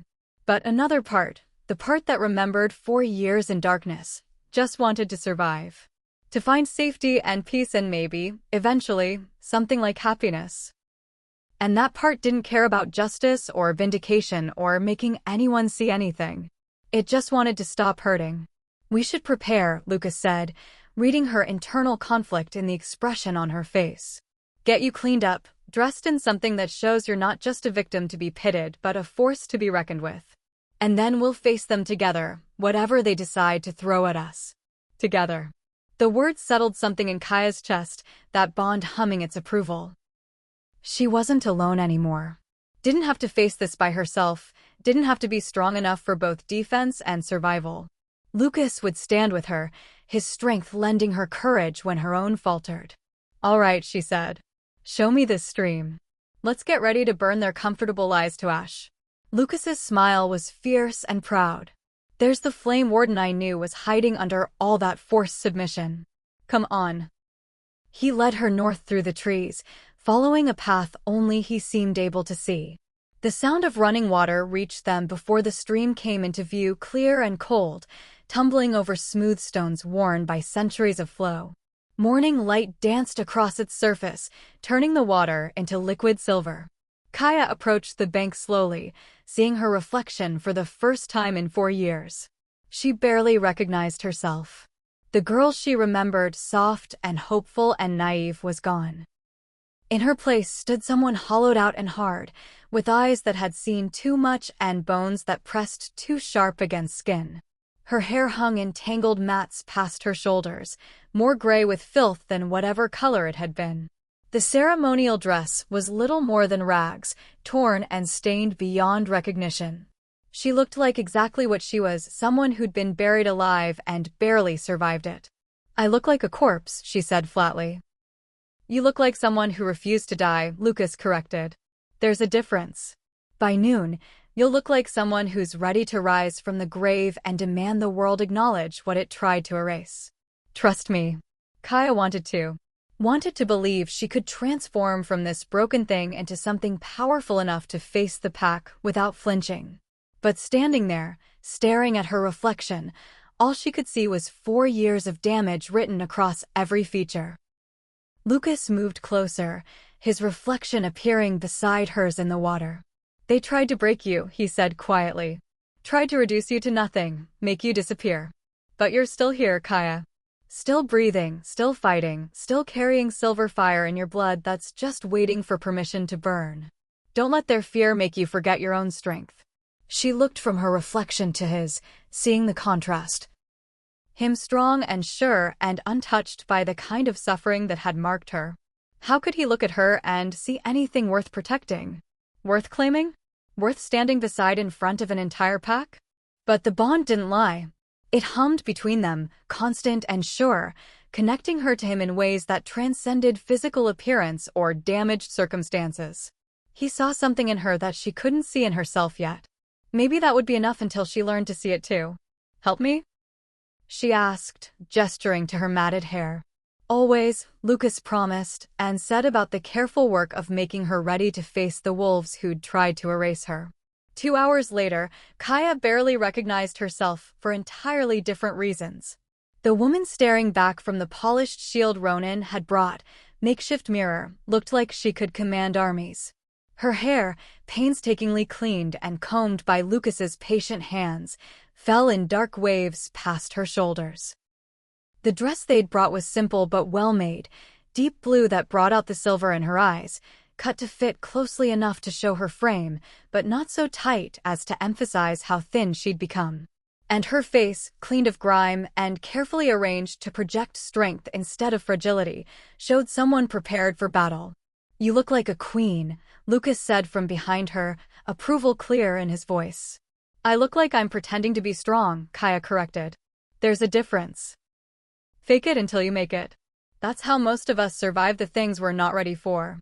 He moved to stand beside her, his formal attire making him look even more like the Alpha King, all authority and controlled power.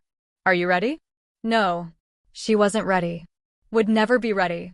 But ready didn't matter anymore. "Let's go remind them what they tried to bury," Kaya said, and together they turned toward the path that would lead them back to the pack, back to the reckoning, back to the moment when everything would either shatter or transform. The war for her future was about to begin, and this time, she wouldn't be fighting it from the darkness. The hearing had been brutal. 3 hours of testimony, accusations, denials, and raw emotion laid bare before the entire pack. 3 hours of watching elders squirm and deflect while families demanded answers and younger wolves shouted their outrage. 3 hours of reliving her imprisonment through clinical questions and hostile cross-examination, each query designed to find weakness in her story, to suggest maybe she was exaggerating, maybe she was mentally unstable. Maybe the containment had been justified after all. But Lucas had been there through all of it, a solid presence at her side, interjecting when questions became too invasive, redirecting when the council tried to shift blame. And the pack, fractured and furious, had refused to let the elders hide behind procedure and politics. By the end, even the most skeptical wolves had fallen silent, faced with evidence too damning to dismiss. The council had been dissolved. New leadership appointed, contingent on a full investigation. Reparations discussed. Formal apologies demanded. It should have felt like victory. Instead, Kaya felt hollowed out, scraped raw by the exposure, every nerve ending screaming for escape from the stares and whispers and complicated emotions directed her way. So when Lucas had suggested they leave, immediately, before the pack could demand more from her, more tears or forgiveness or processing, she didn't have the capacity to give, she'd agreed without hesitation. Now they rode through Twilight Forest, heading toward Lucas's compound in the Eastern Territories. The journey would take 2 days, which meant camping tonight somewhere between her past and her uncertain future. Kaya should have been anxious about spending the night alone with a man she barely knew, but the bond hummed its approval, and after everything she'd endured, sleeping in a forest with the Alpha King felt infinitely safer than another moment in that pack's territory. They'd been riding for hours in companionable silence, the only sounds the steady rhythm of hoofbeats and the evening chorus of creatures settling into night routines. Kaya had dozed intermittently, exhaustion finally catching up with her now that the adrenaline of confrontation had faded. Each time she started to slip sideways, Lucas's arm would tighten around her waist, pulling her back against his chest where she could rest securely. The casual intimacy should have been strange. They'd known each other less than 2 days. But the bond made it feel natural, like they'd been doing this for years instead of hours. "There," Lucas said finally, breaking the silence as he pointed ahead. "We'll camp there for the night." Kaya lifted her head, following his gesture. Through the trees, she could see the ruins of what had once been a watchtower, ancient stone walls, still mostly intact, open to the sky but offering protection on 3 sides. Strategic placement on a rise that would give them clear sight lines in all directions. "Military training?" she asked. "Years of it," Lucas confirmed. "Never camp in low ground if you can avoid it. Never sleep without knowing your exits. Never assume you're safe just because you haven't seen a threat yet. He guided the horse up the slope, picking a careful path through underbrush until they reached the ruins. Up close, Kaya could see the watchtower was older than she'd initially thought. Pre-pack settlement, probably built by humans centuries ago before wolves had claimed these territories.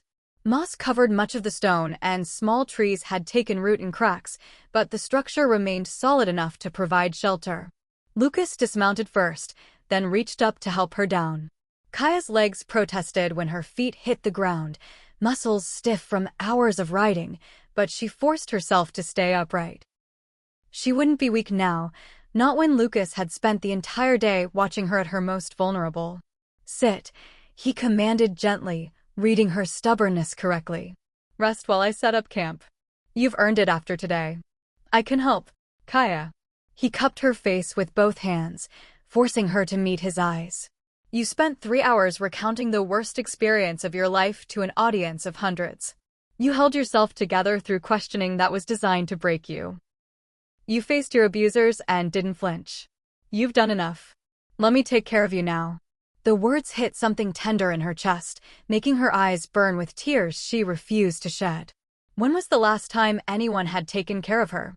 Wanted to shoulder her burdens instead of adding to them? Even before her imprisonment, care had been transactional, given in exchange for obedience, for conformity, for making herself easy to manage. But Lucas's offer came with no conditions attached. Just pure desire to ease her suffering because he could, because she was his, because the bond made her well-being as important to him as his own. Okay, she whispered, the surrender easier than expected. Lucas's smile was soft, almost tender. He guided her to a relatively flat section of wall where she could sit and lean back against stone, still holding the day's warmth. Then he set about making camp with efficient movements that spoke of years of practice. Kaya watched him work, cataloging details she'd been too overwhelmed to notice before. The way he moved with unconscious grace, every gesture economical and purposeful. The tattoos she could glimpse when his sleeves rode up, marks of pack and rank and battles fought. The care he took with every task, whether it was tending the horse or building a fire, giving each action the same focused attention. He'd taken off his formal jacket, leaving him in just a shirt that pulled across his shoulders as he worked. Kaya found herself staring at the play of muscle beneath fabric, at the strength evident in every line of his body. He was beautiful in the way dangerous things were beautiful, compelling precisely because of the power they contained. And he'd chosen her. Or the bond had chosen them for each other, which amounted to the same thing. This powerful, confident, commanding man looked at her. Broken and damaged and hollowed out, and saw something worth protecting. Worth claiming. Worth standing beside even when it cost him politically. You're staring, Lucas observed without looking up from the fire he was coaxing to life. Heat flooded Kaya's cheeks. Sorry. I was just. Don't apologize. He glanced at her then, something warm in his golden eyes. Stare all you want. I don't mind. Been doing plenty of staring myself when you weren't looking. The confession should have made her uncomfortable, but instead it sent pleasant warmth through her chest. Why? Why do I stare at you? Lucas sat back on his heels, considering the question seriously. Because I'm trying to reconcile what I see with what I feel. When I look at you, I see someone who's been through hell. Thin, exhausted, carrying damage that's going to take years to fully heal. But when I feel you through the bond, when I let myself sink into that connection, I feel this incredible strength. Fire banked but not extinguished. Power waiting to be reclaimed. Someone who refused to break even when breaking would have been easier. He stood, moving closer until he could crouch in front of where she sat. You're a contradiction, Kaya. Fragile and unbreakable in the same breath. And I can't stop trying to understand how both things can be true simultaneously. Maybe they're not both true, Kaya said quietly. Maybe I'm just better at faking strength than I thought. No, the word came out firm, certain. You don't fake what I feel through the bond. That's pure you, the essential core that survived when everything else was stripped away. The fragility is just circumstantial. Temporary damage that can be healed. But the strength? That's permanent. That's who you are when everything else is stripped away. Kaya wanted to believe him, wanted to trust his assessment over her own internal certainty of brokenness. But 4 years of conditioning was hard to overcome with just words, no matter how sincere. "Tell me about the bond," she said instead, deflecting. "How does it work? What does it mean, beyond the obvious connection?" Lucas settled onto the ground beside her, close enough that their shoulders touched. The contact sent familiar warmth through her system, that sense of rightness that came whenever they connected physically. "Bonds are complicated," he said. "Everyone is different, shaped by the wolves involved and the circumstances of formation. But they all share certain characteristics. Enhanced empathy, you can feel my emotions, I can feel yours, though it takes practice to distinguish between what's yours and what's mine. Instinctive protectiveness. We'll both feel driven to keep the other safe, sometimes to irrational degrees. And connection that transcends distance, even when we're apart. You'll be able to sense me, know generally where I am and how I'm doing." "That sounds invasive," Kaya observed. "It can be, if the bond forms between incompatible wolves. But when it's right, when the connection serves both parties, it's more like having a part of yourself in two places. Expansion rather than invasion." He paused, then added more quietly, "Though I understand if you need time to adjust to the idea. Bonding is supposed to happen gradually, with consent and intention. Ours formed fast, driven by circumstances and necessity. You're allowed to be uncomfortable with it." "I'm not," Kaya said, surprising herself with the admission. "Uncomfortable, I mean. It should bother me. This instant connection to someone I barely know, this pull that makes me want to stay close to you even though we're essentially strangers. But it doesn't. It feels right," Lucas finished. "Like coming home to a place you didn't know you'd been missing." Yes. Relief flooded through her that he understood, that she wasn't alone in feeling the strange rightness of their connection. "Is it always like this? For true bonds?" "Usually. Though most take months or years to develop to this level of intensity. What we have is," he hesitated, choosing his words carefully, "accelerated. The same depth of connection that normally takes years to build, compressed into days because of the prophecy, the timing, the convergence of circumstances. It's not wrong, just faster than normal." "Everything about me is faster than normal," Kaya said bitterly. "Fast awakening that went wrong. Fast imprisonment. Fast rescue. Fast bonding. No time to process anything before the next crisis hits." Lucas's hand found hers, threading their fingers together. "Then we'll slow down. Take time now, while we have it. No more rushing, no more crisis management. Just this. Two wolves getting to know each other, figuring out what this bond means, giving you space to heal." "You don't have time for that," Kaya protested. "You're the Alpha King. You have responsibilities, territories to manage, politics to navigate. You can't just stop everything to babysit a broken wolf." His grip on her hand tightened, not painfully but firmly enough to make her look at him. "First, you're not broken. Damaged, yes. Healing, absolutely. But not broken. Broken things can't be fixed, and you're already putting yourself back together. Second, nothing is more important than this. Than you. The territories will manage without me for a few weeks. My second can handle politics. And as for responsibilities, my primary responsibility right now is to my bonded mate, who needs time and safety and someone who won't abandon her the moment it becomes inconvenient." Bonded mate. He'd said it so casually, but the words hit Kaya like a physical impact. Mate. The permanent bond, the soul-deep connection that wolves spent lifetimes hoping to find. He wasn't talking about a temporary arrangement or political alliance. He was talking about forever. "We barely know each other," she whispered. "I know you survived 4 years in hell without losing yourself. I know you stood in front of the pack that condemned you and spoke truth even when it would have been easier to stay silent.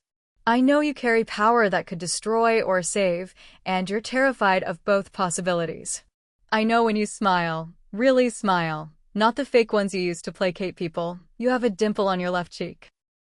I know you count things when you're nervous, tapping your fingers in patterns you probably don't realize you're making. I know you're stronger than you believe, braver than you feel, and more important than you've been taught to think."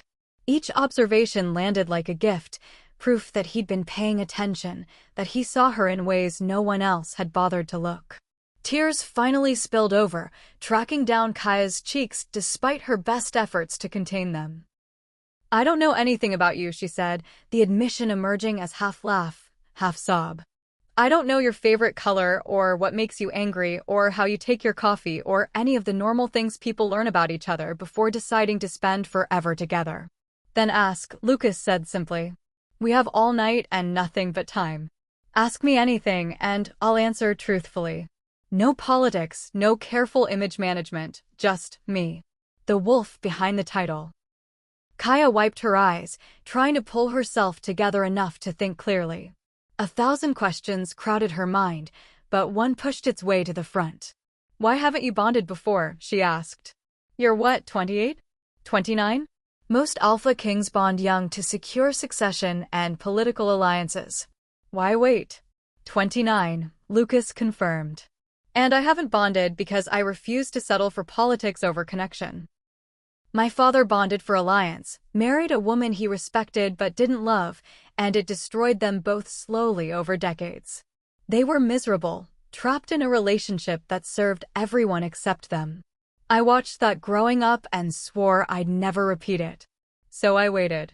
Endured pressure from advisors, suffered through countless introduction attempts, disappointed a lot of families hoping for political advantage through marriage. But I refused to bond unless it was real. Unless I found someone who made the bond feel inevitable rather than optional." "And you think I'm that someone?" Kaya asked. "Even though we're only connected because you happen to feel me calling through stone and darkness?" "I don't think fate cares about happen to," Lucas said. "You called." I answered. "The bond formed before we even met face to face." "That's not coincidence, Kaya. That's destiny doing exactly what the prophecy said it would. Putting the right people in the right place at the right time to make a choice that changes everything." He shifted slightly, angling his body toward hers more fully. "But if you need more concrete reasons beyond mystical destiny, yes, I think you're that someone. Because in the 2 days I've known you, you've made me feel more alive, more certain, more like myself than I've felt in years of playing the Alpha King role. You don't defer to my authority or treat me like a title. You just see me. The wolf, not the crown. And that's rarer than you'd think." Kaya absorbed this, turning it over in her mind. "Your turn," she said. "Ask me something." Lucas considered for a moment. "What do you want? Not what you think you should want, not what would make other people comfortable. If you could have anything, absolute freedom to choose your own path, what would you want your life to look like?" The question struck deeper than expected, exposing wants she'd been afraid to acknowledge even to herself. What did she want? For so long, survival had been the only goal, the only thing worth pursuing. But now, with survival tentatively secured, what came next? "I want," Kaya started, then stopped, fear tightening her throat. Wanting things meant risking disappointment when they didn't materialize.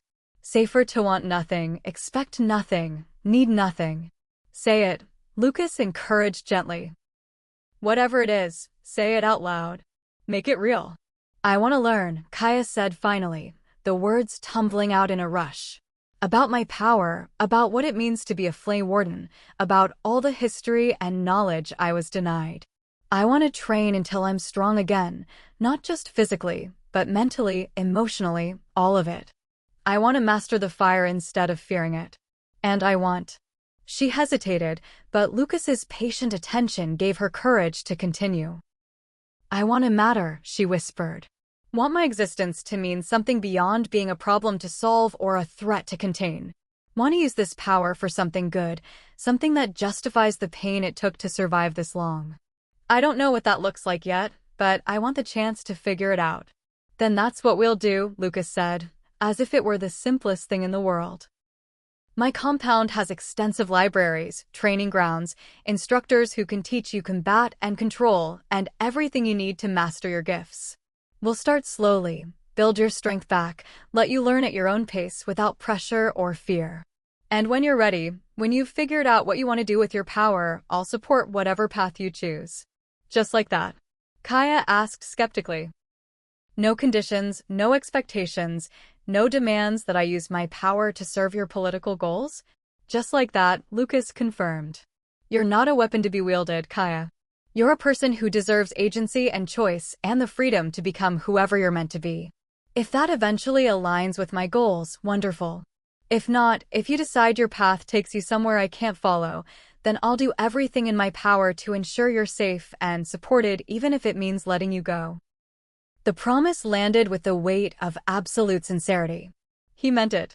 Would actually release her from the bond if that's what she needed, would prioritize her well-being over his own wants, would let her choose freedom even if it destroyed him.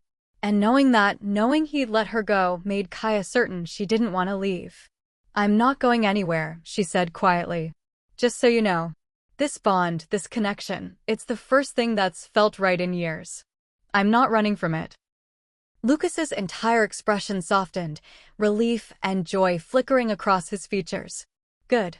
Because I really didn't want to have to track you down and convince you to give this a chance. Kaya laughed, the sound surprising her. When was the last time she genuinely laughed? Not the bitter sounds that had echoed in her chamber, but actual humor that came from something other than despair? Tell me something else, she said. Something normal. Your favorite color, how you take your coffee, something mundane that makes you feel real instead of like some impossibly perfect rescue fantasy. Blue, Lucas said immediately. Deep blue, like the sky right before full dark. Coffee black, no sugar, hot enough to burn. I hate mushrooms with an irrational passion that I can't explain. I collect maps, old ones, new ones, hand-drawn ones, doesn't matter. I like the reminder that the world is bigger than whatever territory I'm managing. And I'm terrified of failing the wolves who depend on me, of making decisions that hurt people I'm supposed to protect. The last admission came out quieter, more vulnerable. Kaya squeezed his hand, offering comfort for his fear the way he'd offered comfort for hers. You saved me, she said. That's one wolf you definitely didn't fail. Yet, Lucas added. Didn't fail yet. There's still plenty of time for me to screw this up somehow. Then I guess we'll screw it up together, Kaya said. Make mistakes, learn from them, figure out this bond thing as we go. No pressure to be perfect, just trying. Being honest. Trusting each other enough to be messy and human and flawed. I can do that, Lucas said, something that looked like hope brightening his expression.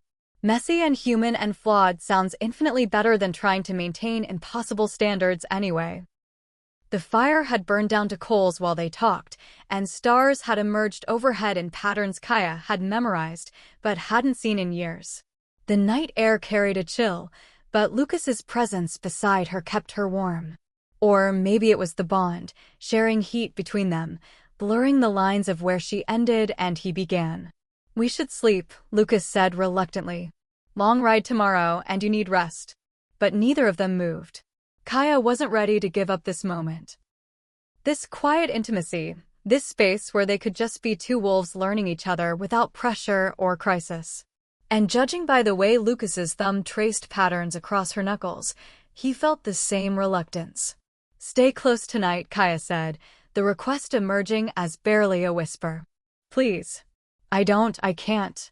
I'm not leaving you alone, Lucas interrupted, understanding what she couldn't articulate. Not tonight, not any night you need me nearby. We'll sleep close, and if nightmares come, I'll be right here to remind you where you are. Deal? Deal, Kaya agreed, relief flooding through her. They arranged their bedding close together, near enough that Kaya could reach out and touch Lucas if panic seized her in the night. He banked the fire carefully, making sure it would last until morning, then settled beside her with an easiness that suggested this kind of closeness was already natural. Kaya lay on her back, staring up at stars that had continued spinning through the sky while she'd been buried beneath stone. So much time lost, so much damage done, so many years she'd never get back. But lying here now, with Lucas's steady breathing beside her and the bond humming its contentment, she felt something unexpected. Hope. Fragile and uncertain, but real. Maybe the years ahead could be different. Maybe she could be different, stronger, braver, more than just a survivor. Maybe the prophecy's promise of choice meant she could choose to be someone worth becoming, someone who used her fire to create instead of just trying not to destroy. Lucas, she whispered into the darkness. Thank you. For coming down those stairs. For not turning away when you saw what they'd done. For all of it. His hand found hers in the dark, familiar and grounding. Thank you for surviving long enough for me to find you. For being brave enough to let me help. For giving this impossible bond a chance even though you had every reason to refuse. They fell asleep like that, hands linked, the bond weaving them closer with each synchronized breath. And for the first time in 4 years, Kaya slept without nightmares, dreaming instead of silver fire and impossible flowers and a future that might actually be worth fighting for. They reached Lucas's compound by midday the following afternoon. An impressive fortress carved into the mountainside, all dark stone and strategic positioning that spoke of centuries of defensive planning. Kaya had expected something grand, befitting an Alpha King, but the reality still stole her breath. Towers rose against the sky like sentinels, and wolves moved through the grounds with military precision, each one radiating the kind of strength that came from rigorous training and absolute loyalty. She felt small approaching those gates, diminished by the scale of everything, by the reminder that Lucas was royalty and she was what? A rescued victim? A political complication? A bonded mate he'd claimed on impulse and might come to regret? Stop it, Lucas said quietly, reading her spiral with the ease that came from their deepening connection. You belong here. You're not an imposition or a burden or anything else your anxiety is trying to convince you of right now. You can feel that? Kaya asked, embarrassed that her internal crisis was apparently broadcasting itself through the bond. Not specifics, but I can feel you shutting down. Getting smaller. The same way you made yourself in that chamber, trying to take up less space, be less noticeable, cause fewer problems. His hand found hers where it rested against his waist. I need you to stop doing that. Be big here. Take up space. Cause problems if you need to. This is your home now, and I won't have you shrinking yourself to fit into corners. Home. The word felt foreign, almost dangerous. Home implied permanence, belonging, safety, all concepts she'd learned not to trust. But the compound's gates swung open before she could articulate her fear, and then they were riding through into a courtyard filled with wolves who stopped what they were doing to stare. Kaya felt their attention like pressure against her skin. Some looked curious, others wary, a few openly hostile. News had clearly traveled about the girl from the chamber, about the bond, about the prophecy and power and everything that made her different.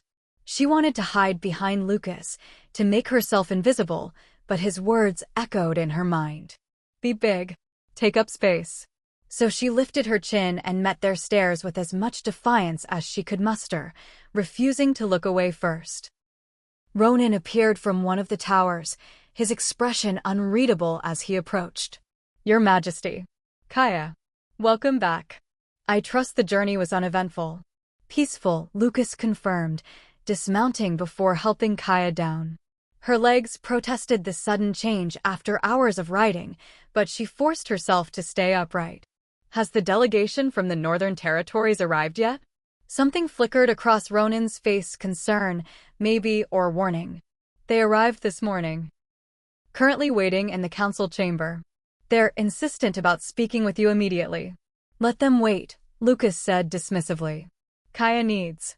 No, Kaya interrupted, surprising herself. If they're here about me, I should be there. I'm not going to hide while other people make decisions that affect my life.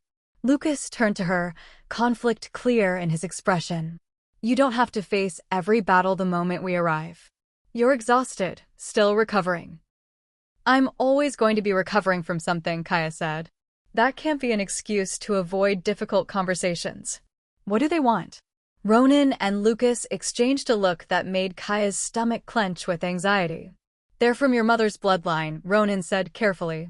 Extended family who claim they should have been notified about your imprisonment, about your emergence, about the bond. They're questioning the legitimacy of decisions made without their input. Of course.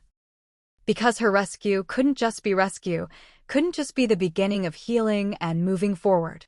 There had to be complications, politics, people emerging from the woodwork to claim stake in her life now that she was potentially valuable instead of just problematic. They want to take me back, Kaya said flatly, understanding clicking into place. They want to ensure you're being properly cared for, Ronan said, his tone suggesting he found the phrasing as insincere as she did. Which is political speak for examining whether the bond is legitimate or coerced, whether you're mentally competent to make decisions about your own future, and whether Lucas's claim to you supersedes their blood rights. Rage flared hot in Kaya's chest, and with it, heat that made the air shimmer around her.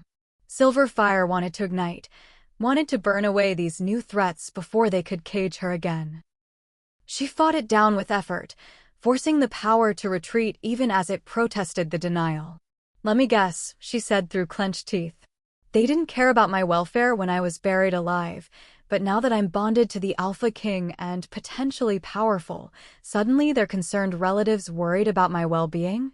"That's the general impression," Ronan confirmed. Lucas's hand settled on her shoulder, grounding. "You don't have to see them. I can handle this politically, send them away with enough diplomatic language to avoid insult, but make it clear their claim holds no weight." Kaya considered this.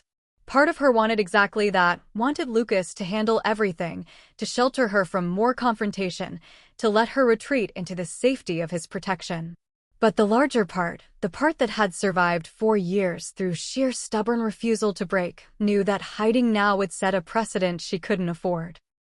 "No," she said firmly. "I'll face them.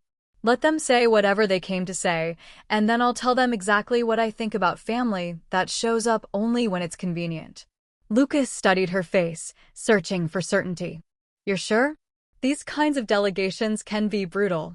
They'll question everything, try to find weaknesses they can exploit, paint you as incompetent or manipulated or dangerous. Then they'll be disappointed when I refuse to be any of those things." Kaya straightened her spine, channeling every scrap of defiance she'd hoarded in the darkness. "I'm not the terrified girl they're expecting. I'm a Flay warden who survived what should have killed her. If they want to question my competence, they can do it to my face." Pride flashed across Lucas's features, fierce and bright. "All right. But we do this on our terms. You're not some prisoner being interrogated. You're my bonded mate, a guest in this compound, and they will treat you with the respect that position demands. The moment they cross a line, I end the conversation." "Understood." "Understood," Kaya agreed, grateful for the boundary even as she hoped she wouldn't need it. They made their way through the compound's interior, past corridors lined with tapestries depicting historical battles and ancient ceremonies. Wolves they passed bowed to Lucas, their eyes sliding curiously to Kaya before dropping away. She could feel their speculation, their uncertainty about what she represented, but forced herself not to care. Their opinions didn't define her worth. The council chamber was impressive, a circular room with a domed ceiling painted with constellations, surrounded by tiered seating that could probably accommodate 100 wolves. Currently, it held maybe a dozen, all clustered near the center where a raised platform served as a speaking area. They turned as one when the doors opened, their expressions ranging from calculated curiosity to barely concealed contempt. Kaya recognized the woman in the center immediately, even though they'd never met. She had her mother's features, the same bone structure, same color eyes, but harder, sharper, like someone who'd spent years cultivating authority. This would be Theron's mate, Kaya realized. Her mother's cousin, which made her what? Kaya's second cousin? The family tree was complicated, deliberately obscured by the pack's attempts to erase her existence. "Alpha King Lucas," the woman said, inclining her head just enough to suggest respect without actual deference. "Thank you for seeing us on such short notice. I am Vivian, representing the Northern Bloodline. We came as soon as we heard about." Her gaze slid to Kaya, the situation. "Situation," Kaya repeated, the word tasting bitter. "Is that what we're calling 4 years of imprisonment now? A situation." Vivian's smile was thin and cold. "We were devastated to learn what happened to you, cousin. Had we known, we would have intervened immediately. Your mother's branch of the family has always been isolated, but blood is blood. We take care of our own." "Except you didn't," Kaya said. "Take care of me, I mean. Because you knew. Maybe not the details, maybe not exactly where they'd put me, but you knew something happened to the girl who vanished on her awakening night. Everyone knew. The whole kingdom knew something went wrong.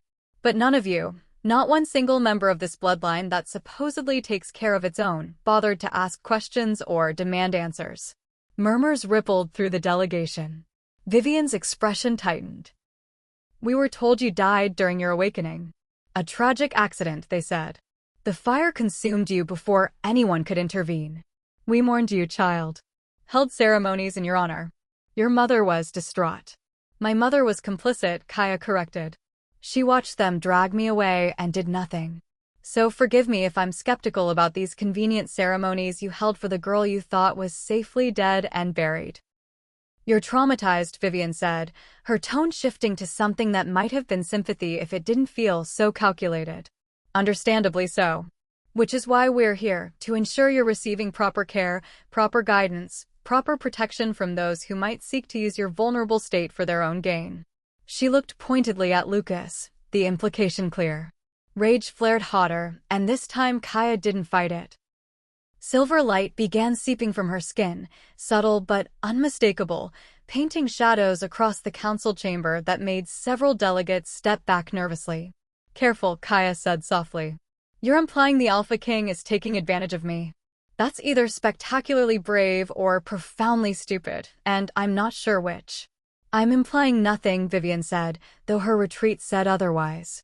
"Merely expressing concern that major decisions about your future, bonds, living arrangements, training, are being made while you're still recovering from significant trauma. Decisions that should involve family consultation." "Why?" The question came out sharp as a blade. "So you can sell me off to whoever makes the best political offer? Use my power to elevate your branch of the bloodline? Lock me away somewhere you can control if I prove too difficult to manage, so we can ensure you're not being manipulated into choices you'll regret," Vivian countered. "The bond formed quickly, did it not? Mere hours after your rescue? Some might question whether you were in any condition to consent to something so permanent." The accusation hung in the air, poisonous and deliberate. Kaya felt Lucas tense beside her, felt his fury building through the bond, but she placed a hand on his arm before he could speak. This was her fight. Her chance to define herself on her own terms. "Let me be very clear," Kaya said, her voice dropping to something deadly quiet. "The bond formed because it was meant to form. Because Lucas descended into hell to find me when every single one of you was content to leave me buried. Because he looked at me and saw a person worth saving instead of a problem to be managed. Because from the moment our eyes met, I felt more seen, more valued, more protected than I ever felt with the family that supposedly loved me." She stepped forward, and the delegation collectively stepped back, responding to the power rolling off her in waves even though she hadn't consciously summoned it. "You want to question my confidence?" Kaya continued. "My ability to make decisions about my own life? I survived 4 years in absolute darkness. For years of isolation, starvation, cold, and abandonment. For years where giving up would have been easier than breathing, but I refused. I stayed alive, stayed sane, stayed myself despite everything designed to erase me. So don't stand there and suggest I'm not strong enough to know my own mind." "We're not questioning your strength," another delegate said, a man who looked old enough to have been alive when the prophecies were first recorded. "We're questioning the timing. The bond, your power awakening, the political implications, all of it happening so fast, with so many potential consequences that need careful consideration." "You want to slow things down," Kaya said, understanding clicking into place. "Keep me in limbo while you debate and discuss and decide what to do with me. Another kind of cage, just wrapped in concern instead of stone." "We want to ensure all parties understand what they're agreeing to," Vivian said. "Including whether the Alpha King fully comprehends what it means to bond with a flame warden. The historical texts are quite clear about the dangers." "Stop." Lucas's voice cut through the chamber like a whip, making several wolves flinch. "Let's dispense with the pretense of concern, shall we? You're here because you see potential advantage in controlling Kaya. Her power, her bloodline, her connection to me, all of it represents opportunity you want to exploit. But you miscalculated badly if you thought I'd simply hand her over because you waved around claims of family obligation." He moved to stand beside Kaya, his presence solid and unwavering. "The bond is legitimate. Kaya is of sound mind and fully capable of making her own choices. And those choices are hers alone to make, not subject to committee approval or family veto. If you have legitimate concerns about her welfare, bring them. Otherwise, stop wasting our time with transparent power plays. Vivian's mask slipped, anger flickering across her features before she could control it. You're making a mistake, Your Majesty. The Flay Warden bloodline is unstable. Powerful, yes, but prone to complications. Every historical Flay Warden ended in tragedy. Fire that burned too hot, power that consumed its host, wolves who couldn't control what lived inside them. Bonding with her puts you at risk. Then I accept that risk, Lucas said flatly. Gladly. Because unlike you, I don't see Kaya as a collection of potential problems. I see her as the woman I'm bonded to, the wolf I choose, the mate I will protect against anyone who threatens her. Including family who show up pretending concern while wielding her trauma as a weapon. The silence that followed was absolute. Kaya stared at Lucas, something in her chest cracking open at his unequivocal defense. He hadn't hesitated, hadn't offered political compromises or diplomatic half-measures. Just pure, absolute support for her right to exist on her own terms. This isn't over, Vivian said finally, her voice tight with barely controlled fury. The bloodline has rights. The bloodline has what I permit it to have, Lucas interrupted. And right now, I permit you to leave my compound before I have you removed for attempting to intimidate my mate. Your concern is noted and dismissed. Don't return unless invited. For a moment, Kaya thought Vivian would push back, would invoke some ancient law or political leverage that would force continued engagement. But something in Lucas's expression must have convinced her that pushing further would be catastrophic, because she jerked her head in a curt nod and turned to leave, her delegation following in confused silence. The doors closed behind them with a finality that should have brought relief. Instead, Kaya felt something cold settling in her stomach. This wasn't over.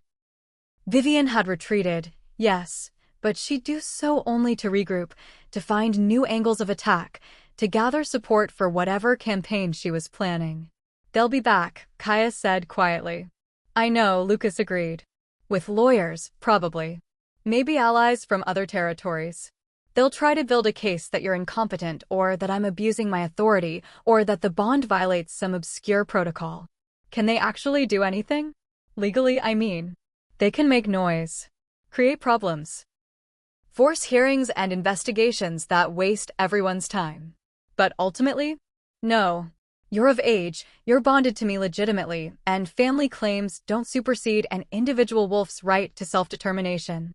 They have no actual power here, just political pressure they're hoping will be enough to force concessions. Kaya moved to one of the chamber's windows, looking out over the compound grounds. Wolves moved through their routines below, training and working and living lives unburdened by prophecy or power or families that wanted to own them. She envied them the simplicity. Why do they care so much? She asked. If I'm supposedly so dangerous, why fight to control me instead of just leaving me alone? Because dangerous things are valuable, Lucas said, coming to stand beside her.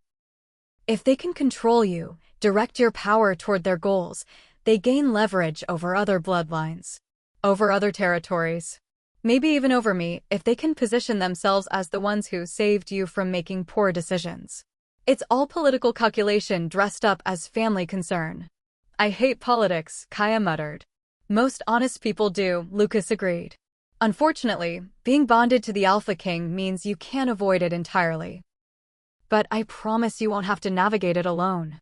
Anytime someone comes at you like this, I'll be right there, making it very clear that going through you means going through me. Kaya leaned against him, letting his strength support her weight. The confrontation had drained what little energy she'd rebuilt, leaving her hollow and shaking. I thought the hard part was over, she admitted. Thought once we left the pack, once the council was dissolved and justice started happening, things would get easier. They will, Lucas said. Eventually. But first, we have to deal with everyone who sees your emergence as an opportunity rather than a person reclaiming her life. It's going to be ugly for a while, Kaya.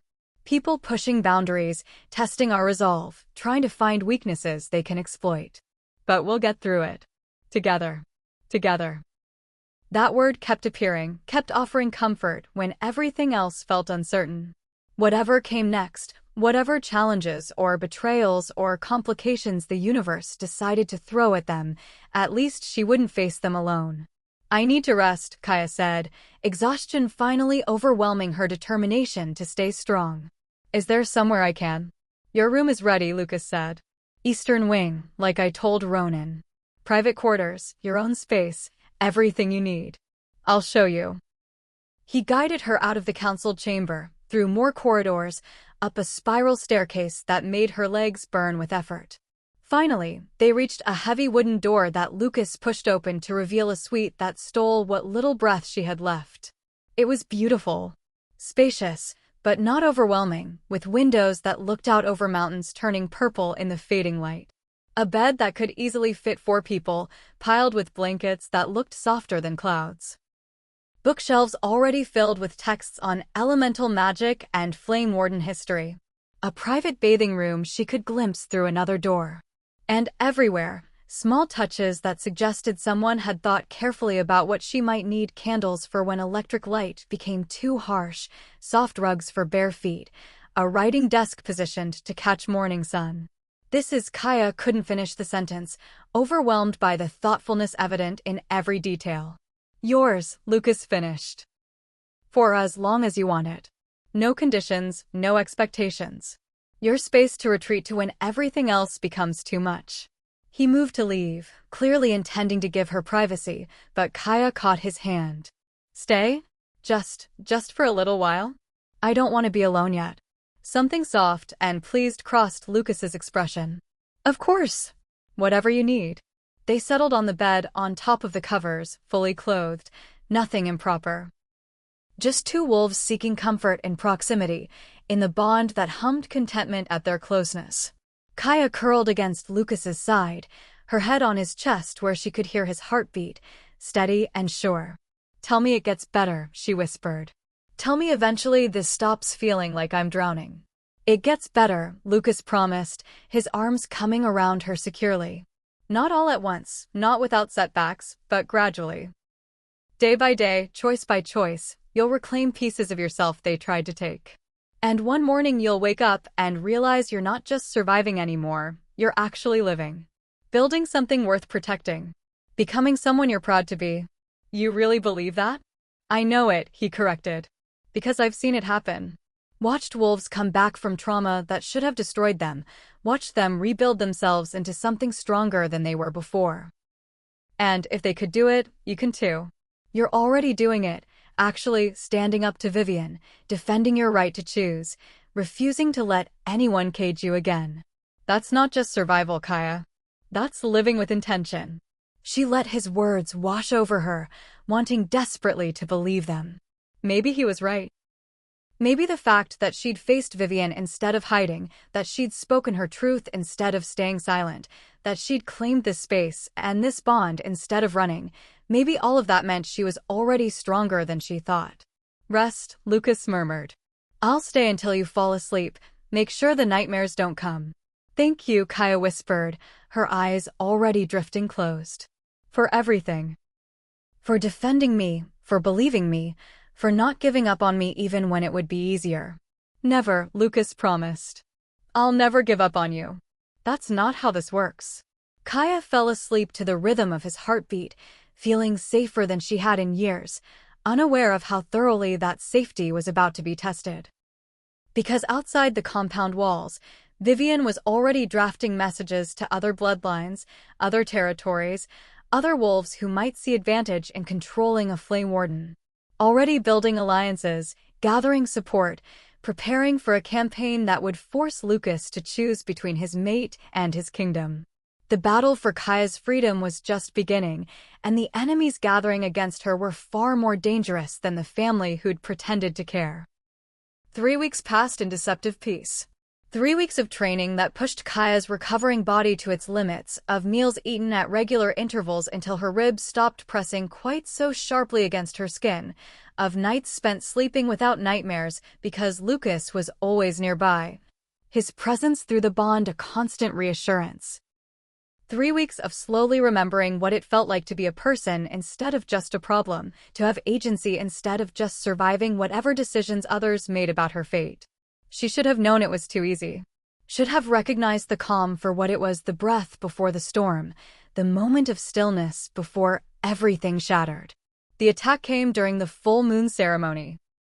Lucas had been hesitant about attending, about exposing Kaya to a gathering where wolves from multiple territories would be present, but she'd insisted. She couldn't hide forever, couldn't let fear dictate her existence. And part of her, the part that remembered what it felt like to stand beneath the moon's light during her disastrous awakening, needed to try again. To reclaim what had been stolen, to prove she could stand in sacred space without everything going catastrophically wrong. So they'd traveled to the ceremonial grounds on the eastern border, a neutral territory where packs gathered monthly to honor the moon and strengthen bonds between territories. Hundreds of wolves had assembled, creating a sea of bodies that pressed in from all sides. Kaya had stayed close to Lucas, using his solid presence as an anchor while her anxiety spiked with each unfamiliar face, each speculative stare directed her way. The ceremony had been beautiful. Ancient words spoken in the old tongue, calling on the moon's blessing. Wolves shifting under silver light, celebrating the gift of transformation. Kaya had felt her dormant wolf stir for the first time since her imprisonment, responding to the moon's pull with tentative interest. Not ready to emerge, not yet, but acknowledging the possibility. It had felt like hope, like healing, like maybe she really could reclaim what they'd tried to take from her. And then the chanting started. At first, Kaya thought she'd imagined it, voices rising from somewhere in the crowd, words that sounded wrong, discordant against the ceremony's sacred rhythm. But the chanting grew louder, more insistent, and she recognized the language even though she'd never studied it. Old magic. Binding magic. Words designed to cage power instead of celebrate it. "Lucas," she said urgently, grabbing his arm. "Something's wrong." He'd already sensed it, his entire body gone tense and alert. His eyes scanned the crowd, searching for the source of disruption. "Stay behind me," he commanded, moving to put himself between Kaya and whatever threat was emerging. But it was already too late. The crowd parted like water, revealing a circle of wolves wearing robes marked with symbols Kaya didn't recognize. 10 of them, maybe 12, arranged in a pattern that suggested ritual significance. And in their center, Vivian. Of course. Her second cousin, who'd left the compound 3 weeks ago with veiled threats about protecting the bloodline's interests. Who'd apparently spent those weeks gathering allies, building support, preparing for this moment. "Kaya of the northern bloodline," Vivian called out, her voice carrying across the suddenly silent gathering. "You stand accused of perverting sacred law, of forming an illegitimate bond through coercion and manipulation, of wielding power you have no right to claim. The bloodline calls you to account." "This is not the place," Lucas snarled, his alpha power rolling out in waves that made lesser wolves drop to their knees. "You will cease this disruption immediately and face formal charges for violating ceremonial sanctity." "The bloodline supersedes your authority in matters of our own," Vivian countered, her confidence suggesting she had support Lucas didn't know about. "Ancient law grants us the right to call our own to judgment when they threaten pack stability. And she pointed at Kaya with open contempt, threatens everything with her uncontrolled power and illegitimate claim to a bond she was in no condition to consent to." Murmurs rippled through the assembled wolves. Some looked shocked by the interruption, but others, too many others, wore expressions that suggested they'd been prepared for this. Expected it. Maybe even supported it. Kaya's stomach dropped as understanding crashed through her. This wasn't just Vivian's desperate power play. This was coordinated, planned, with support from wolves across multiple territories. They'd waited for a public ceremony, for maximum witnesses, for a moment when refusing their demands would create the kind of political incident that could destabilize the entire region. "You have no authority here," Lucas said, his voice dropping to something deadly. "Kaya is under my protection as my bonded mate. Any attempt to touch her is an act of war against the crown." Then perhaps the crown needs to examine whether its judgment has been compromised, a new voice said, emerging from the crowd. Elder Talia, from Kaya's former pack, looking older but no less calculating than she had at the hearing. No one questions your authority, your majesty. But we question whether the bond formed legitimately, whether you were manipulated by prophecy or power into claiming a mate you would never have chosen under normal circumstances. Whether you've been bewitched by a girl who doesn't understand the fire she carries, another voice added, a territorial alpha from the western regions, someone Lucas should have been able to count on as an ally. The accusations kept coming, voices rising from all corners of the gathering. Each one carefully phrased to sound like concern rather than attack, each one designed to paint Kaya as either victim or villain, either too broken to consent or too dangerous to allow freedom. Enough, Kaya said, her voice cutting through the chaos. She stepped around Lucas despite his protective stance, refusing to hide while others debated her fate. You want to question the bond's legitimacy? Question it. But do it honestly, not with this performance designed to make me look incompetent or dangerous. We question whether you understood what you were agreeing to, Vivian said, her tone dripping false sympathy. You'd been imprisoned for years, starved and isolated and traumatized. The Alpha King appeared like salvation, and in your vulnerable state, you mistook rescue for love, gratitude for genuine connection. The bond formed because you were desperate, not because it was destined. The words hit harder than they should have, finding vulnerable places in Kaya's psyche she thought she'd armored. Was that true? Had she mistaken rescue for something deeper, confused Lucas's protection with actual connection? The bond felt real, but how would she know the difference when she'd been so desperate for anything other than abandonment? No, Lucas said firmly, responding to the doubt flooding through their bond. Don't let them twist this, Kaya. What we have is real. You know it is. Do I? She whispered, the question escaping before she could stop it. How do I know my judgment wasn't compromised? How do I know I didn't just attach to the first person who showed me kindness? Because I feel it too, Lucas said urgently, gripping her shoulders, forcing her to look at him. Because the bond goes both ways, and my judgment wasn't compromised. I chose you, Kaya. Not because you were vulnerable or because prophecy demanded it, but because you're strong and brave and everything I didn't know I was looking for. Don't let them make you doubt that. How touching, Vivian said, sarcasm sharp in her voice. But feelings aren't facts. The law requires more than emotion to validate permanent bonds, especially when one party was demonstrably incapable of informed consent. I was capable, Kaya said, anger finally breaking through doubt. Damaged, yes. Recovering, absolutely. But capable of knowing my own mind. Capable of recognizing what I wanted versus what others wanted for me. Which is more than I can say for any of you, who seem perfectly comfortable making decisions about my life, without bothering to ask what I actually want. What you want isn't the issue, Talia said. What you can control is. Every Flay Warden in recorded history has ended in tragedy, power that consumed its host, fire that burned everything it touched, wolves who couldn't maintain the balance between creation and destruction. You haven't been trained, haven't learned control, haven't proven you can wield your gifts without endangering everyone around you. So train me, Kaya shot back. Teach me control instead of demanding I be caged for potential crimes I haven't committed. Or is this not actually about my safety at all? Is this about you being afraid of power you can't control, authority you can't command, a wolf who refuses to bow just because you say she should? The crowd stirred, wolves exchanging glances as Kaya's words hit their mark. She could see some of them reconsidering, questioning whether this intervention was really about protection or just another form of the same fear that had buried her alive. But Vivian wasn't backing down. If you truly believe you have control, she said, challenge clear in her voice, then prove it. Show us the legendary Flay Warden fire. Demonstrate that you can summon power without losing yourself to it.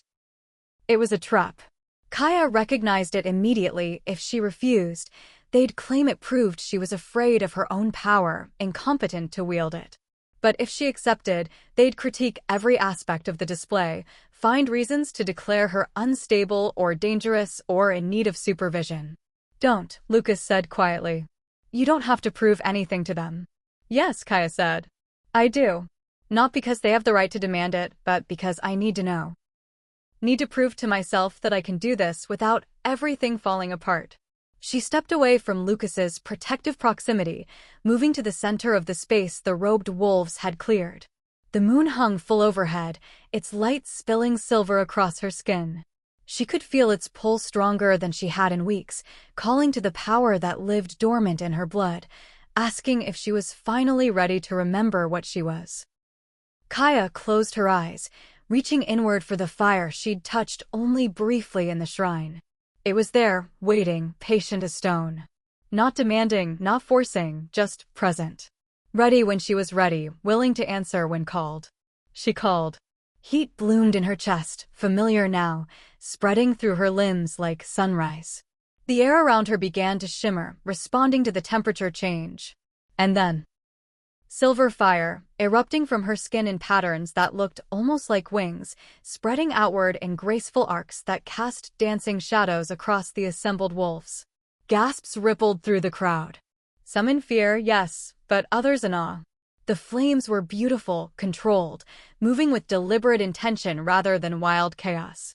Kaya shaped them with thought alone, creating spirals and loops and geometric patterns that proved she wasn't consumed by the power, she was wielding it. Impressive, Vivian said, though her tone suggested anything but approval. But parlor tricks aren't the same as combat readiness. Can you hold it under pressure? Can you maintain control when threatened? Before Kaya could respond, Vivian gestured sharply. Two of the robed wolves lunged forward, moving faster than should have been possible, their intent clear: to provoke, to test, to see if Kaya would lose control when faced with actual danger. Instinct took over. Silver fire exploded outward in a protective barrier, stopping the attackers mid-stride. They hit the flames and bounced back, unharmed but clearly shocked.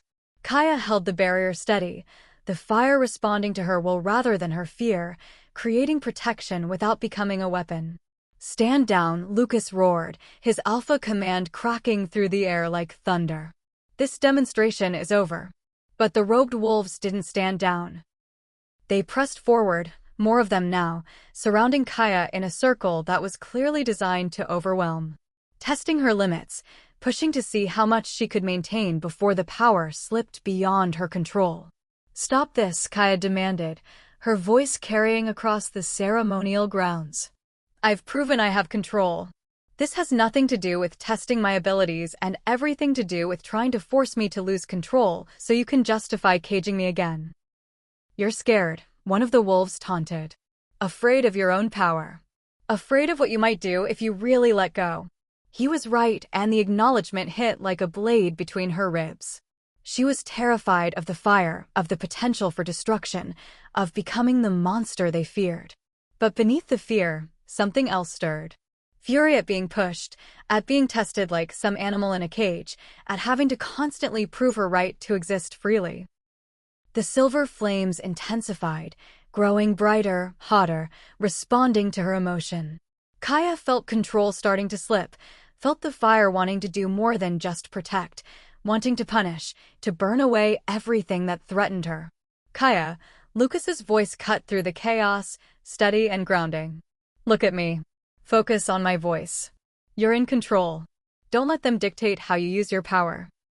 She found his eyes across the space separating them, golden and certain, believing in her even when she didn't believe in herself.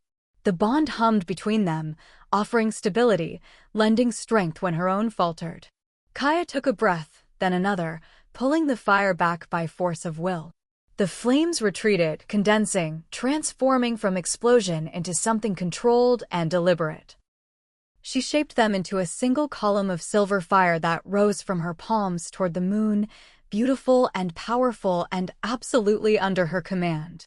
Then she released it, letting the flames dissipate into sparks that drifted upward like fireflies before winking out harmlessly. Silence descended over the gathering, absolute and profound. I am not your sacrifice, Kaya said into that silence, her voice carrying to every corner of the ceremonial grounds. I'm not a threat that needs to be contained or a weapon that needs to be controlled. I'm a wolf who survived what should have killed her, who's learning to master power that terrifies her, who's trying to build a life worth living despite everyone telling her she's too dangerous or too damaged or too much. She turned slowly, meeting eyes around the circle. You want to question my bond? Question it. You want to demand proof of control? I've given it. But understand this. I'm done performing for your approval. Done trying to make myself smaller so you feel safer. If you can't accept that I have the right to exist on my own terms, then that's your limitation, not mine. The silver fire flickered to life again, just briefly, a reminder of what she could do if pushed. And if you try to cage me again, any of you, you'll discover exactly why the ancient texts say Flay Wardens stand at crossroads. Because I get to choose which path I take. Creation or destruction. Unity or chaos. And right now, watching you try to manipulate me through fear and political theater, I'm leaning heavily toward burning down every system that thinks it has the right to own me. She let that threat hang in the air, watching faces pale as they processed her words. Then she turned and walked through the circle of robed wolves, daring any of them to try stopping her. None did. Lucas fell into step beside her, his pride and relief flooding through their bond in waves. That, he murmured, was magnificent. That was terrifying, Kaya corrected. I almost lost control. Almost let the fire do what it wanted instead of what I needed. But you didn't, Lucas said. You pulled it back, shaped it, used it to prove your point rather than theirs. That's mastery, Kaya. Not perfect control. That takes years, but the ability to recognize when you're losing it and consciously choose to pull back. That's everything they claimed you couldn't do. Behind them, the gathering had dissolved into chaos. Wolves arguing, accusations flying, the carefully orchestrated attack fracturing as participants realized Kaya had turned their trap against them. She heard Vivian's voice raised in fury, heard other alphas demanding explanations, heard the beginning of recriminations that would echo through territorial politics for months. Let them fight, Kaya thought with bitter satisfaction. Let them tear themselves apart trying to justify what they'd attempted here tonight. She was done caring about their opinions, done trying to prove her worth to wolves who decided she was guilty before she'd even had a chance to speak. Where are we going? She asked as Lucas guided her away from the ceremonial grounds. Somewhere safe, he said. Somewhere they can't follow, can't manipulate, can't use political pressure to force confrontations you shouldn't have to endure. Your compound isn't safe anymore, Kaya said, understanding clicking into place. If Vivian had support from territorial alphas, if even Talia was willing to participate, they'll keep coming. Keep pushing. Keep trying to force your hand. Then we leave, Lucas said simply. Go somewhere beyond their reach, beyond their political games. Let them sort out their mess while we focus on your training, on strengthening the bond, on giving you time to become who you're meant to be without constant interference. You can't just abandon your responsibilities, Kaya protested. You're the Alpha King. You have territories to manage, wolves who depend on you. And none of that matters if I lose you, Lucas interrupted fiercely. None of it. I spent my entire life doing what was expected, making choices that served everyone except myself, maintaining political stability at personal cost. But you, his hand found hers, gripping tightly. You're the first real thing I've had in decades. The first person who sees me instead of just the crown. And I'm not giving that up. Not for politics, not for tradition, not for anything. They reached the edge of the ceremonial grounds where horses waited, already saddled by Ronan who'd apparently anticipated this outcome. He stood beside the mounts, his expression grim but unsurprised.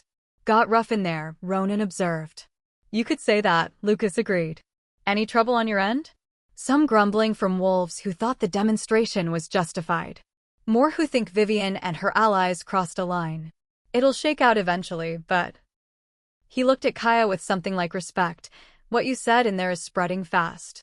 About choosing which path to take. About burning down systems that think they own you. That kind of rhetoric makes certain wolves very nervous. Good, Kaya said. They should be nervous. Should understand that pushing me comes with consequences they might not be prepared to handle. Ronan's smile was sharp with approval. Where are you headed? The northern sanctuaries, Lucas said. Remote, sacred ground, protected by wards that predate current pact structures. They won't be able to follow without committing serious violations of ancient law. I'll handle things here, Ronan promised.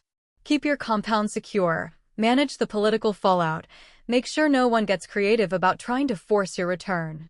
And if Vivian or her allies try anything else, use whatever force necessary to protect our interests, Lucas finished. I'm authorizing full discretion. Make it very clear that challenging my mate is challenging me, and I'm done playing gentle politics with wolves who weaponize sacred ceremonies. Ronan vowed, acknowledgement and promise combined. Then he looked at Kaya one more time. For what it's worth, what you did in there took incredible courage. Standing in front of everyone who'd tried to bury you and claiming your right to exist? That's not just survival anymore. That's revolution. And I suspect you're going to inspire more wolves than you realize to start questioning whether the old ways actually serve anyone except those in power. The words settled over Kaya like a mantle she hadn't asked for but couldn't refuse. Revolution. Was that what this was becoming? One girl's fight for freedom transforming into something larger, something that questioned fundamental assumptions about power and control. And who got to decide another wolf's worth? Come on, Lucas said gently, helping her mount. We can figure out what kind of revolution we're starting once we're somewhere they can't use political theater to undermine you. They rode north into darkness, leaving behind the chaos and accusations and wolves who thought they had the right to determine her fate. And as the ceremonial grounds faded into the distance, Kaya felt something shifting inside her chest, not the bond, not her power, but something deeper. For the first time since her awakening, she wasn't running from fear of what she might become. She was running toward the possibility of who she could choose to be. And that choice, that fundamental right to determine her own path, was worth defending against anyone who tried to take it away. The silver fire hummed in her blood, patient and waiting, ready for whatever came next. The northern sanctuaries revealed themselves slowly, like secrets the forest was reluctant to share. 3 days of hard riding through wilderness that grew wilder with each passing mile, through territories so remote that even the pack structures hadn't penetrated their boundaries. Ancient trees rose like cathedral pillars, their canopy so dense that sunlight reached the forest floor in rare, precious shafts. The air itself felt different here, heavier, laden with power that predated wolves, predated shifters, maybe even predated memory itself.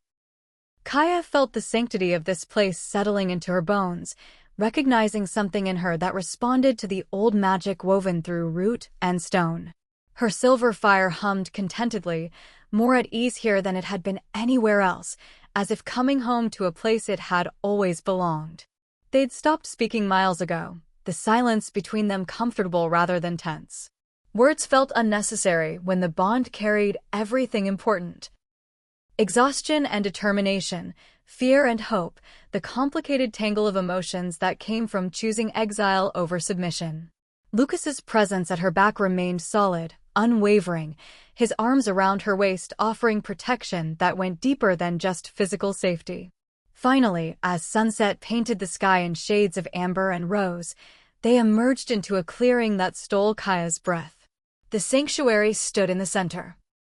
Not built so much as grown, living trees woven together into structures that blurred the line between architecture and nature. Walls made of interlocked branches, roofs thatched with leaves that still seemed alive, doorways formed by trees that had been coaxed into deliberate shapes through decades or centuries of patient cultivation. And everywhere, silver flowers, moon lilies, like the ones that had bloomed at the shrine, carpeting the ground in luminous beauty. "Welcome to the first sanctuary," Lucas said quietly, reverence clear in his voice. Built by the original Flay Wardens, maintained by magic that doesn't require human intervention. It's been waiting, Kaya. Waiting for one of the bloodline to return and reclaim what was always meant to be yours. Kaya slid from the horse on trembling legs, her body protesting the days of hard riding, but her spirit soaring with recognition. This place knew her. She could feel it in the way the flowers seemed to lean toward her, in how the trees whispered welcome in languages she didn't consciously understand, but her blood remembered. She walked forward slowly, each step feeling ceremonial, significant. The silver fire rose unbidden, seeping from her skin to illuminate the growing darkness. But here, unlike anywhere else, there was no fear accompanying its emergence. Just rightness. Just acknowledgement of power meeting its proper home. Lucas followed a few paces behind, giving her space to experience this moment alone. She could feel his emotions through the bond, pride and wonder, and something deeper, something that might have been love if they'd had time to name it properly. Kaya reached the sanctuary's entrance, where ancient words had been carved into living wood. She couldn't read them, didn't recognize the language, but somehow she understood their meaning. Asterisk those who carry flame eternal, enter and remember. Those who would cage such fire, turn back or burn, asterisk. It's a warning, she breathed. And an invitation. All the best thresholds are both, Lucas said, moving to stand beside her now. Are you ready? Ready? She'd never be ready for this. For claiming a legacy that terrified her, for accepting power that had been used to justify her imprisonment, for becoming something larger than just a girl trying to survive. But ready didn't matter anymore. This was happening whether she felt prepared or not. I'm terrified, Kaya admitted, the confession emerging easier than expected. What if I can't live up to this? What if the flame wardens who came before were stronger, braver, more capable than I'll ever be? What if I'm just not enough? Lucas turned her to face him, his hands framing her face with infinite gentleness. Listen to me very carefully. You survived 4 years in absolute darkness. For years where giving up would have been justified, would have been understandable, would have been the easier path. But you didn't give up. You stayed alive, stayed sane, stayed yourself despite everything designed to erase you. That's not weakness, Kaya. That's strength beyond what most Flay Wardens were ever asked to demonstrate. They had training, Kaya protested. Mentors, guidance, years of preparation before they had to face real challenges. I have nothing. Just instinct and desperation, and a power I barely understand. You have more than that, Lucas corrected. You have survived trauma that should have broken you. You have stood in front of wolves who wanted to cage you and claimed your right to freedom. You have wielded fire that could have consumed you and pulled it back through pure force of will. And you have me, imperfect and learning as I go, but absolutely committed to helping you become whoever you're meant to be. He leaned forward, pressing his forehead to hers, the gesture intimate and grounding. You don't have to be perfect. Don't have to master everything immediately. You just have to keep choosing growth over stagnation, courage over fear, your own path over what others demand you follow. That's all any Flay Warden ever did. Made choices, day by day, that shaped who they became. And if I choose wrong? Kaya whispered. If I make decisions that hurt people or cause the destruction everyone fears, then we'll deal with it together, Lucas said simply. Face the consequences, learn from the mistakes, choose better next time. That's what being human, being wolf, actually means. Not perfection, but the willingness to keep trying even when we fail. Tears spilled down Kaya's cheeks, hot against skin that had grown cold with fear. She'd spent so long being terrified of her own potential, of the damage she might cause, of becoming the monster everyone claimed she'd eventually be.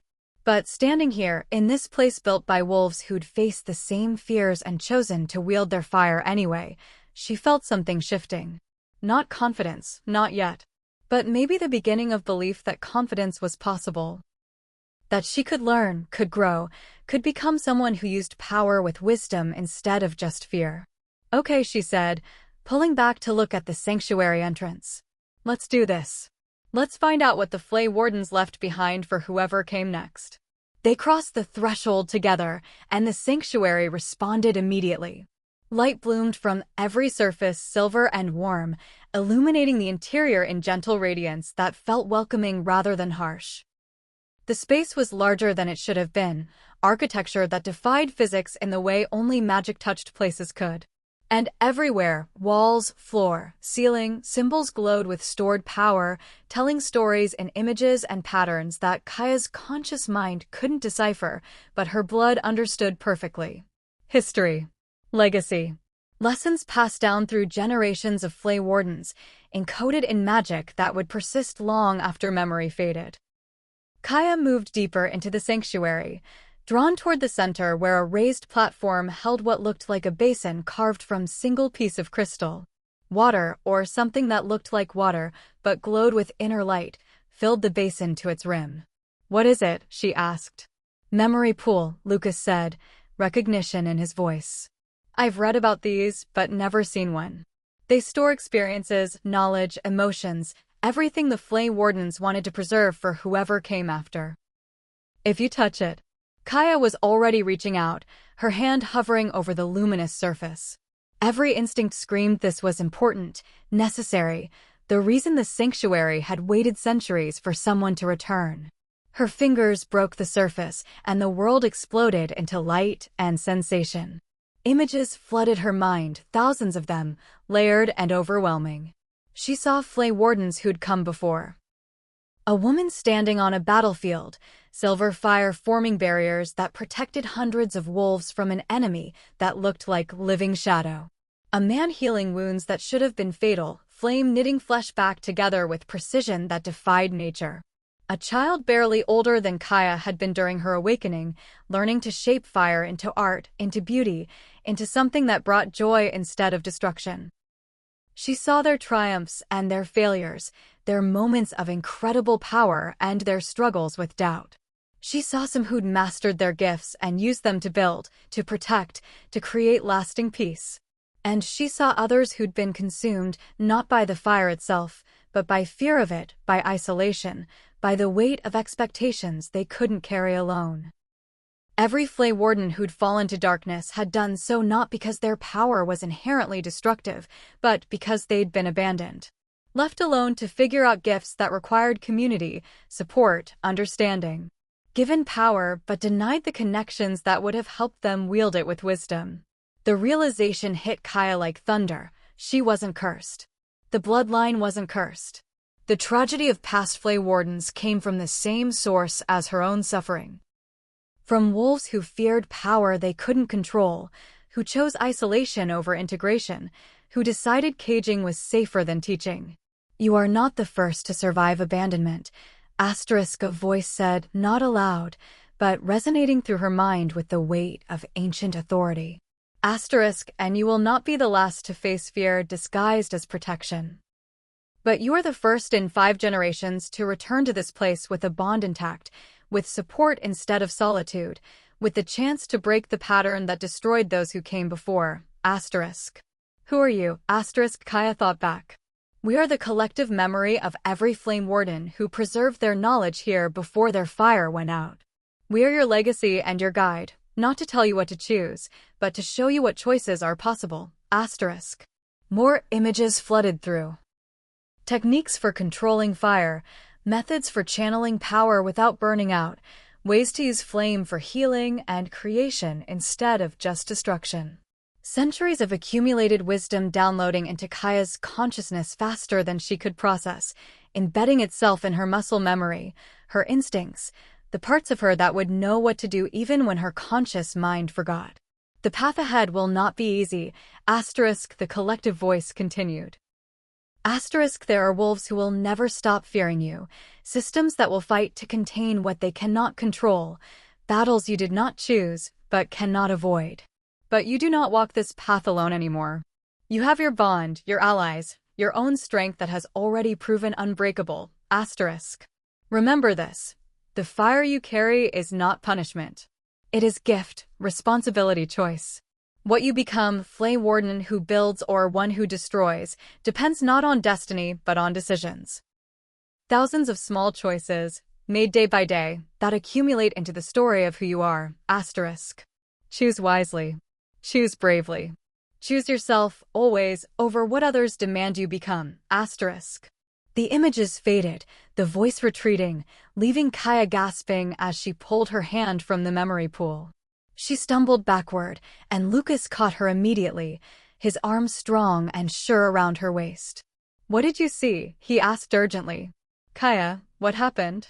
"Everything," she breathed. "I saw everything. All of them, all the flame wardens who came before. Their power, their wisdom, their mistakes. They left it all here, stored in that pool, waiting for someone to claim it." She looked up at him, tears streaming down her face, but for the first time they weren't tears of fear or grief. They were relief, understanding, the release of carrying a burden she'd never needed to bear alone. They weren't monsters, she said. The ones who fell, who caused destruction. They weren't evil or corrupted or destined for darkness. They were just alone. Abandoned by the communities that should have supported them, left to figure out impossible power without guidance or compassion. And they broke under that isolation, not because the fire was too strong, but because they had no one to help them carry it. "But you're not alone," Lucas said fiercely. "You have me. Have Ronin and wolves at the compound who believe in you. Have this place and the knowledge preserved here. Have allies you haven't even met yet who will recognize your strength and choose to stand with you." "I know," Kaya said, the certainty settling deep in her bones. "I know that now. And that's everything. That's the difference between becoming what they feared and becoming what I choose. The difference isn't power or destiny or prophecy. It's connection. Support. People who refuse to let you face the darkness alone." She pulled back slightly, looking around the sanctuary with new understanding. "This is why we're here. Not just to hide from political pressure or train in isolation. We're here to claim the legacy properly, not as something to fear, but as something to celebrate. To learn from those who came before, to avoid their mistakes, to build something better." "And what does that look like?" Lucas asked. "Building something better?" Kaya considered the question, turning it over in her mind. What did she want to build? What kind of world could she help create with the power that had been used to justify her imprisonment? She started, then stopped, fear trying to choke the words. But she pushed through it, giving voice to wants that felt impossibly large. "I want to help wolves like me. The ones who are different, who have power others don't understand, who get caged or abandoned or destroyed because fear is easier than compassion. I want to create sanctuaries. Real ones, not just physical places, but communities where being different doesn't automatically make you dangerous." She turned to face Lucas fully, silver fire beginning to dance across her skin as emotion strengthened her connection to the power. "I want to prove that Flay Wardens can be more than cautionary tales. That power paired with wisdom and support can create instead of just destroy. And I want—" Her voice caught on the next admission, vulnerability making it hard to speak. "I want to be someone worth believing in. Someone who uses what I survived to help others survive their own darkness. Someone who proves that trauma doesn't have to define you, that you can be broken and still become strong, that the fire meant to consume you can instead light the way forward." Lucas's expression transformed, pride and love and absolute certainty combining into something that made Kaya's breath catch. "Then that's what we'll build," he said simply. "Together. However long it takes, whatever obstacles emerge, we'll create the world you just described. Because you're right, that's exactly what should exist, and if it doesn't yet, then we'll make it exist." He pulled her close, one hand cupping her face while the other settled at her waist. "You asked earlier if you were enough. If you could live up to the Flay Wardens who came before. But you're not supposed to live up to them, Kaya. You're supposed to learn from them, and then become something they never got the chance to be, a Flay Warden who survives long enough to build instead of just defending, who has support instead of isolation, who gets to choose her own path instead of having it dictated by fear. And you really believe I can do that?" Kaya whispered. "I know you can," Lucas corrected. "Because you've already started. Every time you stand up for yourself instead of cowering, every time you wield your power with intention instead of panic, every time you choose courage over the safety of staying small, you're already becoming the wolf you're meant to be. The rest is just time and practice and refusing to give up when it gets hard." Kaya leaned into him, letting his strength bolster hers, letting the bond remind her she wasn't alone. The silver fire continued dancing across her skin, but it felt different now. Less like something to be afraid of and more like an extension of herself. Power that was hers to command, hers to shape, hers to use for purposes she got to define. What happens next? She asked. Next? Lucas smiled, the expression carrying mischief and promise. Next we train. We study the knowledge preserved here. We strengthen the bond until it's unbreakable. We build alliances with wolves who believe in what we're trying to create. And when we're ready, when you're ready, we go back and face everyone who tried to cage you. Not to seek revenge, but to demonstrate exactly what you've become when given the chance to grow instead of just survive. That sounds terrifying, Kaya observed. Probably will be, Lucas agreed. But you'll be ready for it. And I'll be right beside you every step of the way. The moon rose outside, its light spilling through the sanctuary's woven walls to paint everything silver. Kaya felt its pull, felt her dormant wolf stirring again. Closer to waking now, encouraged by the safety and power and possibility surrounding her. Soon, she thought. Soon her wolf would emerge properly, completing the transformation that had been interrupted 4 years ago. And when it did, when she finally claimed her full power and her complete self, the world would have to reckon with what it had tried to bury. She looked at Lucas, at the man who'd descended into her hell without hesitation, who'd stood beside her through political attacks and family betrayals, who looked at her broken pieces and saw potential instead of problems. Thank you, she said simply, for coming downstairs, for seeing me, for refusing to give up on me even when it would have been easier. Thank you, Lucas countered, for surviving long enough for me to find you, for being brave enough to let me in, for choosing to fight instead of just accepting what they tried to make you believe about yourself. He leaned down, and for the first time since they'd met, he kissed her. Gentle and reverent, a question and an answer all at once. The bond flared bright between them, singing approval, weaving them closer until Kaya couldn't tell where her emotions ended and his began. When they finally pulled apart, both breathing hard, silver fire danced around them in patterns that looked almost joyful. The sanctuary hummed its approval, ancient magic recognizing the bond as legitimate, as powerful, as exactly what both of them needed. So, Kaya said, her voice shaky but determined. Where do we start? What's the first step in becoming the Flame Warden who builds instead of burns? Lucas's smile was warm and proud. We start by resting. Then in the morning, we begin training properly. And after that, his expression turned fierce, protective, absolutely certain. We start building the future you deserve. One where being powerful doesn't mean being feared, where being different doesn't mean being caged, where wolves like you get to exist without constantly having to prove you're not the monster everyone expects. That's a big future, Kaya observed. Then it's a good thing you're a big enough wolf to carry it, Lucas said. And standing there in the sanctuary built by Flay Wardens who'd faced the same fears and the same choices, Kaya finally believed him. She was strong enough. Brave enough. Enough, period. Not because she was perfect or fully healed or completely in control, but because she'd survived what should have killed her and chosen to keep fighting anyway. The silver fire burned steady in her veins, no longer something to fear, but something to embrace. A gift. A responsibility. A choice she got to make every day about who she would become and what she would build with the power that had been used to justify her imprisonment. She was Kaya of the Northern bloodline. She was a Flame Warden returned from darkness. She was a bonded mate to the Alpha King. And she was done letting anyone else define what that meant. The world had tried to bury her. But they forgot, when you bury seeds in darkness, sometimes they grow into something unstoppable. Would you have chosen her side? Would you have been one of the wolves who looked at a girl carrying silver fire and seen potential instead of threat? Or would fear have convinced you that caging her was protection, that isolation was safety, that power you couldn't control was too dangerous to let exist freely?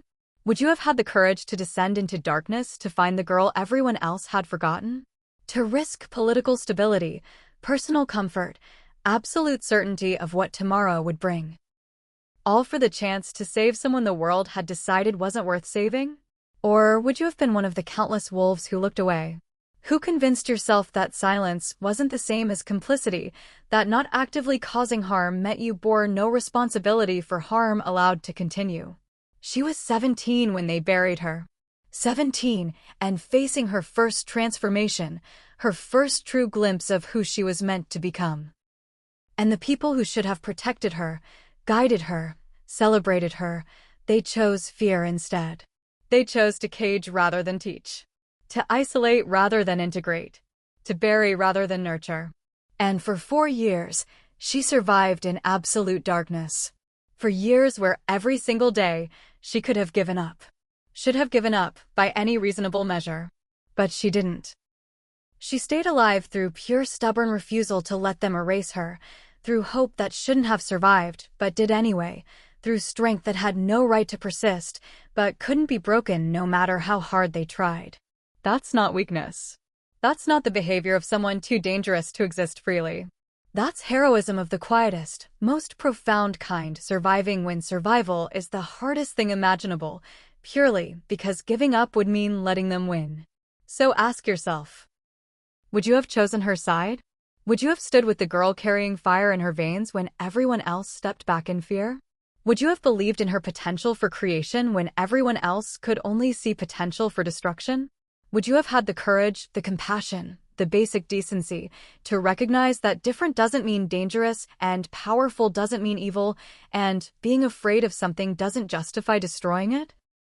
Is she a hero who survived against impossible odds? Or is she just a girl who carried too much fire and paid the price for being born different? Maybe she's both. Maybe she's neither. Maybe she's simply someone who was given an impossible choice, break or burn, and found a third option nobody thought existed.